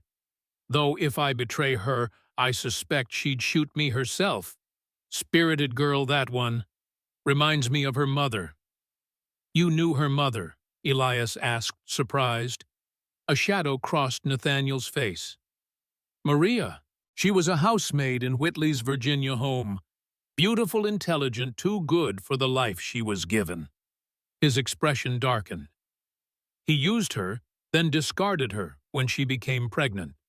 Arranged for the child to be adopted by a supporter who owed him favors, but kept Maria working in his household, a daily reminder of his power over her." "What happened to her?" Jenkins asked, speaking for the first time since Nathaniel's arrival. "Whitley claimed she died of influenza the winter after Clara was born," Nathaniel replied. "But I always suspected he had her eliminated when she threatened to tell his wife about the child." The pattern was clear, Whitley disposing of women who threatened his reputation or operations making their deaths appear natural. Elizabeth, Maria. "How many others? Clara deserves justice for her mother," Elias said. "As I do for my family." "Then let me help her get it," Nathaniel urged. "I know the Dry Fork better than anyone in these parts.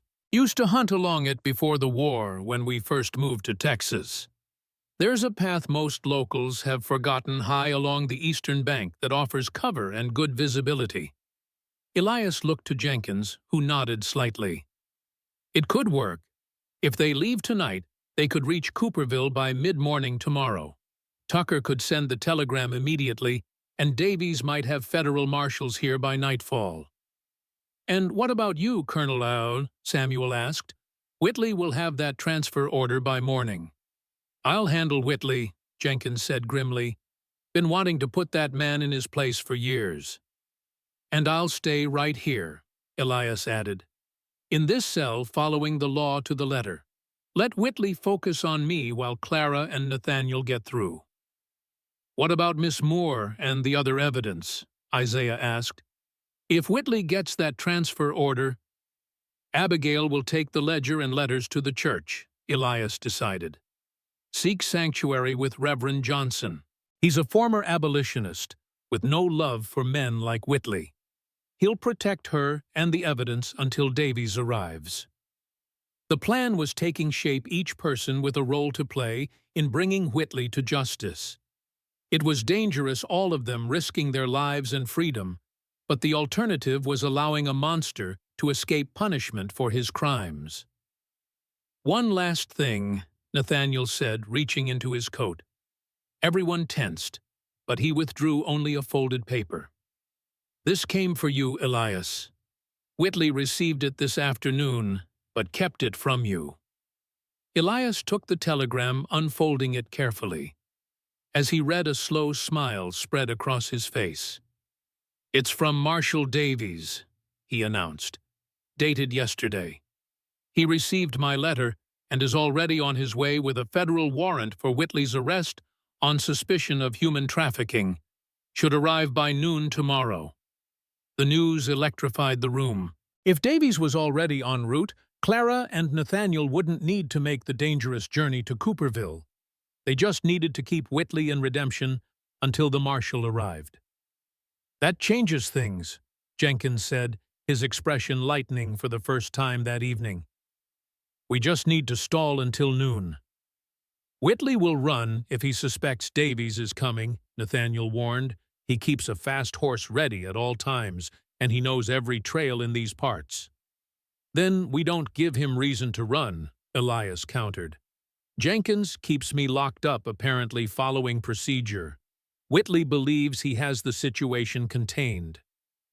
"And the evidence?" Samuel asked. "Stays split between Abigail and Clara, hidden but accessible when Davies arrives." Elias turned to his brother. "Nathaniel, you return to Whitley. Tell him you've been searching for Abigail without success. Keep him focused on the jailhouse and me." Nathaniel nodded slowly. "It might work, but it's risky." "If Whitley suspects anything, every plan has risks," Elias acknowledged. But this one keeps Clara safe and might just deliver Whitley to justice. With the new strategy agreed upon, they worked quickly to finalize details. Samuel would return to his house, informing Abigail and Clara of the change in plans. Nathaniel would rejoin Whitley, playing the loyal lieutenant, while subtly delaying any attempts to secure Elias's transfer. Jenkins would maintain the pretense of following proper procedure, keeping Elias in custody until Davies arrived with federal authority. As dawn approached, they separated each to their assigned tasks. Before Nathaniel left, Elias called him back for a final word.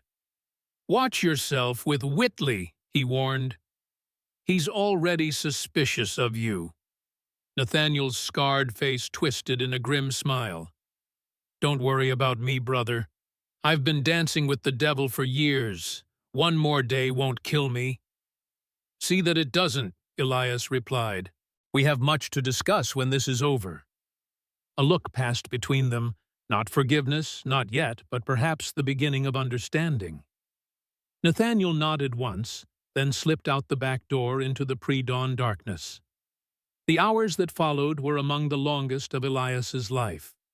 He remained in the cell as agreed, playing the part of the captured fugitive, while Jenkins maintained the facade of the dutiful sheriff. Whitley visited twice, first to gloat over Elias's capture, then to proudly display the transfer order signed by the territorial governor. "You'll be leaving Redemption by noon, Colonel," he announced with cold satisfaction. "I've arranged a special escort to ensure you reach the territorial prison safely." His smile never reached his eyes. "Though I can't guarantee you'll actually arrive. These roads can be so dangerous." Elias met his gaze steadily. "You won't win, Marcus. Not this time." "I always win, Elias. That's what you never understood." Whitley adjusted his immaculate cuffs. "Power isn't about being right or just. It's about being willing to do whatever is necessary. You never had the stomach for that." "Is that what you told yourself after ordering Elizabeth and Emma killed?" Elias asked quietly. "That it was necessary?" A flicker of surprise crossed Whitley's face, quickly masked. "A regrettable business decision," he replied smoothly. "Nothing personal, I assure you." "It was personal to me," Elias said, his voice deceptively calm. "And it will be personal to the federal marshals when they learn what you did."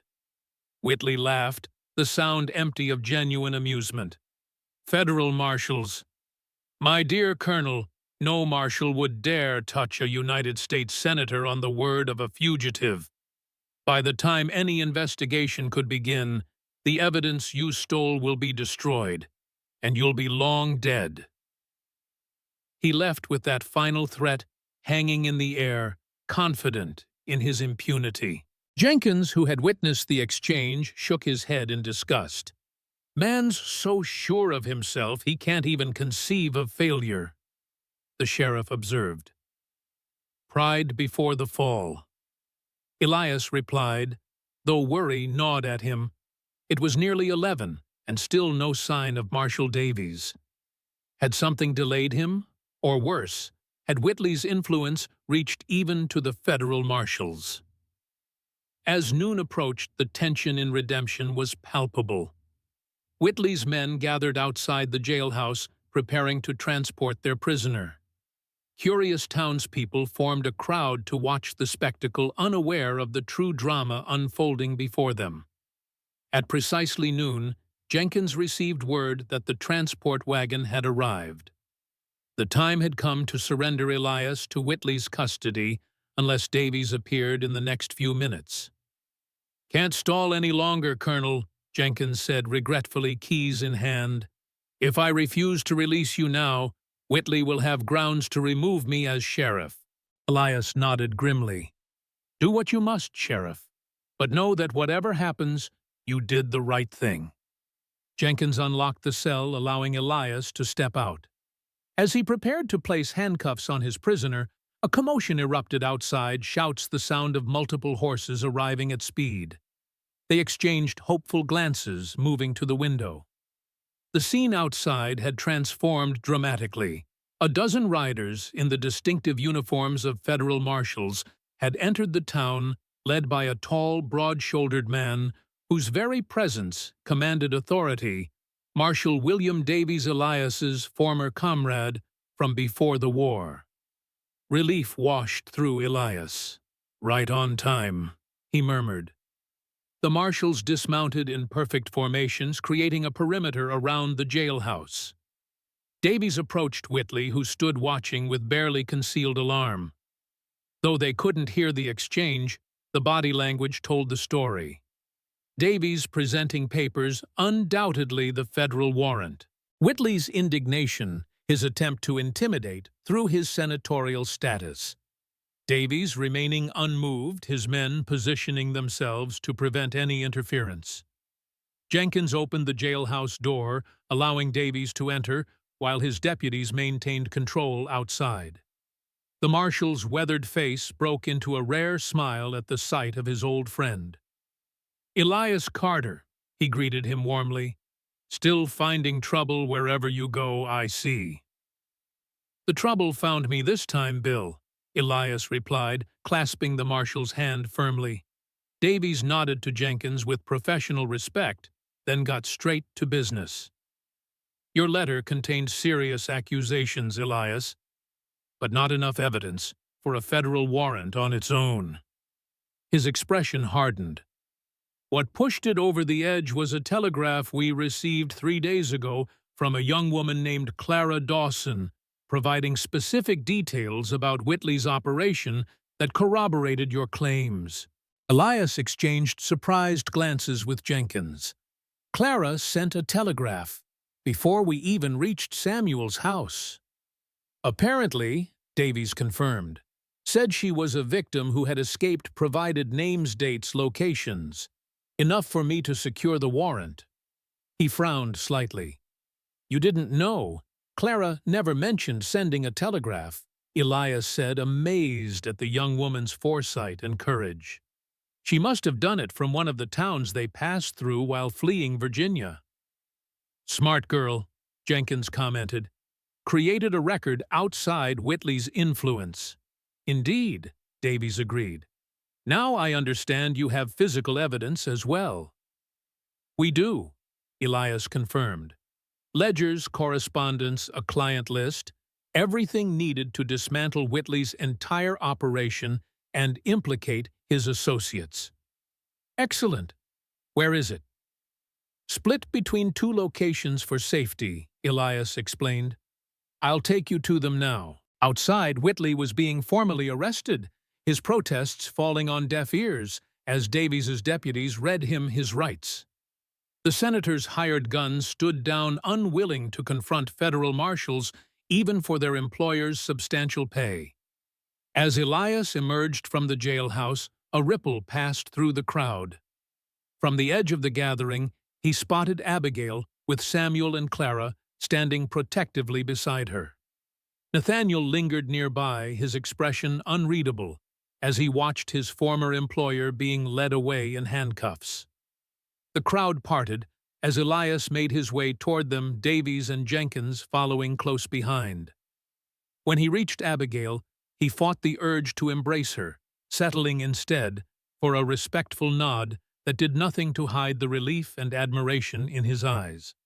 "Miss Moore," he said formally, "I believe you have something for Marshal Davies." Abigail reached into her dress, withdrawing the ledger and packet of letters. "Evidence of Senator Whitley's trafficking operation," she stated clearly, handing them to Davies. "Names, dates, amounts paid." Clara stepped forward, producing the black book from her own concealed pocket. "And this is his client list," she added, her voice steady, despite the watching crowd. "Prominent men who purchased people." Davies accepted the materials with appropriate gravity. "Thank you, ladies. Your courage in bringing this forward is commendable." He turned to his deputies. "Secure these documents. They're federal evidence now." Whitley, still being held nearby, glared at Clara with undisguised hatred. "Ungrateful child," he spat. "I gave you life, and this is how you repay me." Clara met his gaze without flinching. "You gave me nothing but shame and pain," she replied, her voice carrying clearly. "My mother was the one who gave me life, the woman you used and discarded. This is for her." A murmur ran through the crowd as the implication of her words sank in. Whitley's face contorted with rage, but before he could respond, Davies ordered him removed. "Get him to the wagon," the marshal directed. "We're taking him to Austin immediately for arraignment."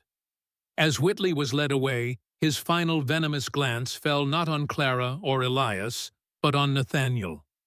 "You'll regret your betrayal, Carter," he called. "Men like us don't forgive." "I'm not like you," Nathaniel replied evenly. "Never was. Just took me too long to realize it."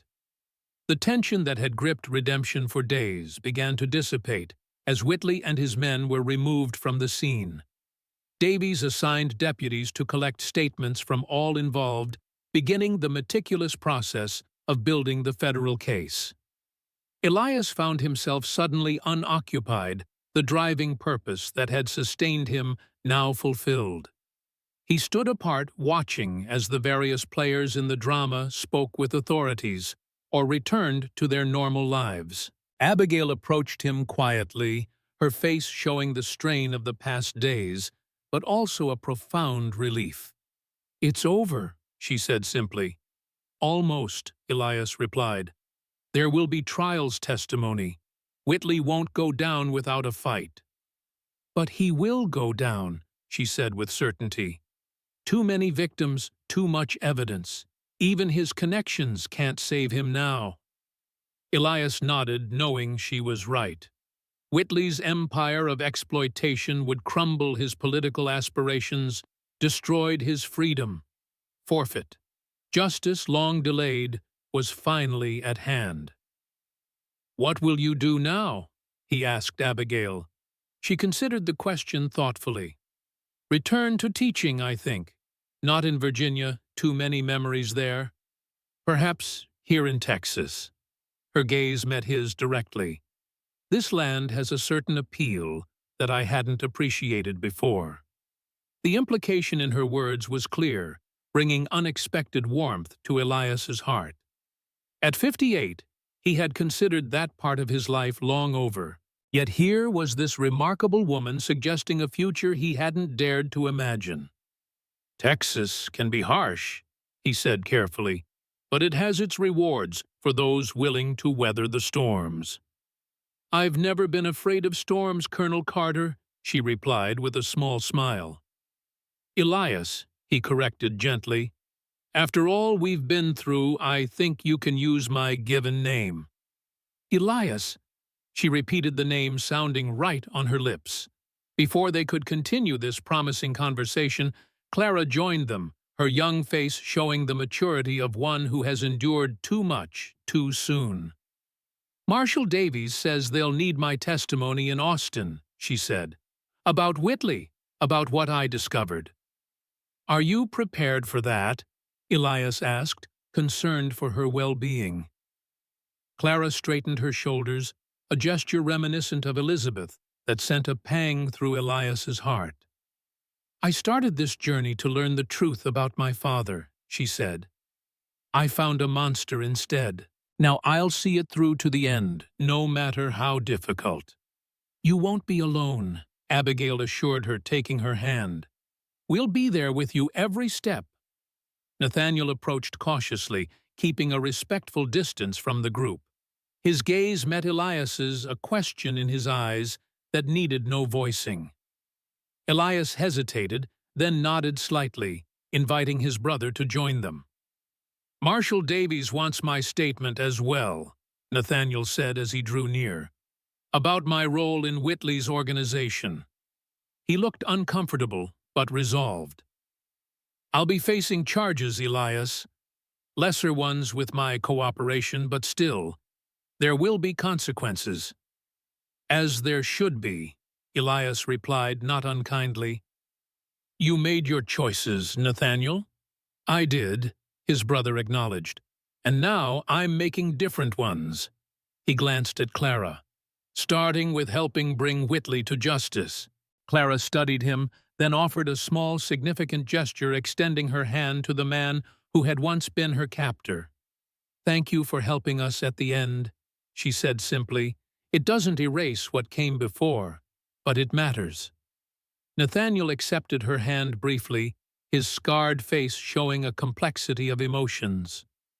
Small atonement for large sins, he murmured. But perhaps a beginning. The four of them stood together as the federal marshals completed their work, the unlikely alliance that had brought down a powerful predator. Each carried wounds both visible and hidden, yet each had found strength in the crucible of their shared ordeal. Later that evening, as the sun set over redemption, Elias stood on the porch of Samuel's house, watching the golden light paint the distant hills. The blacksmith had insisted they all stay for a celebration dinner, a moment of community, after days of danger and division. Abigail joined him, standing close enough that their shoulders nearly touched. "What are you thinking about?" she asked. "Elizabeth and Emma," he answered honestly, "wondering if they can rest easier now." "I believe they can," she said softly. "Justice won't bring them back, but it honors their memory." Elias nodded, finding comfort in her understanding. "And I was thinking about tomorrow," he added, "about rebuilding what was damaged. My ranch, my life." "Will you stay in Texas?" Abigail asked, a hint of vulnerability in her voice.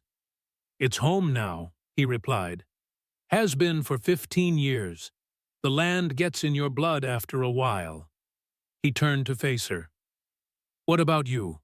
Was that talk of teaching in Texas serious?" "Very," she confirmed.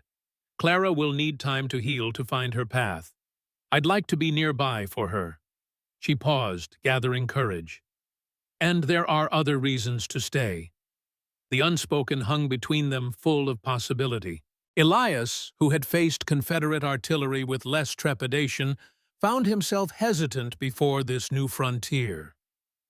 "I'm an old man, Abigail," he said finally, "set in my ways, damaged by war and loss." "I'm not looking for perfection," she replied.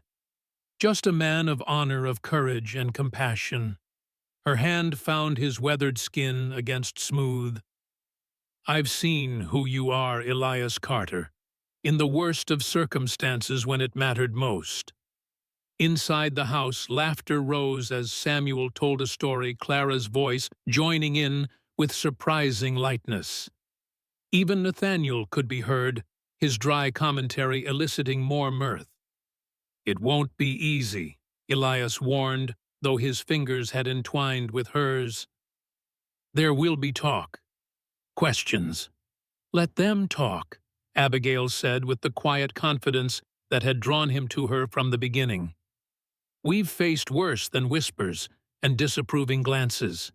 Elias smiled then, a real smile that reached his eyes and eased the lines of care that had marked his face for so long. "Yes," he agreed. "I suppose we have." As darkness settled over the Texas landscape, they remained on the porch. Hands joined two souls, finding unexpected connection in the aftermath of violence and loss. Behind them, the warm light of Samuel's home spilled outward, creating a small island of communion in a often harsh land. The journey ahead would hold its own challenges, trials and testimonies, rebuilding and reconciliation, the complex work of creating something new from the ashes of the past. But in that moment, as stars began to appear in the vast Texas sky, there was peace. Not the empty peace of isolation that Elias had sought for 7 years, but the fuller peace that comes from purpose fulfilled and connections forged in adversity. A call of honor had brought him back into the world of men, and in answering it he had found not just justice for those he'd lost, but hope for the life that remained to him.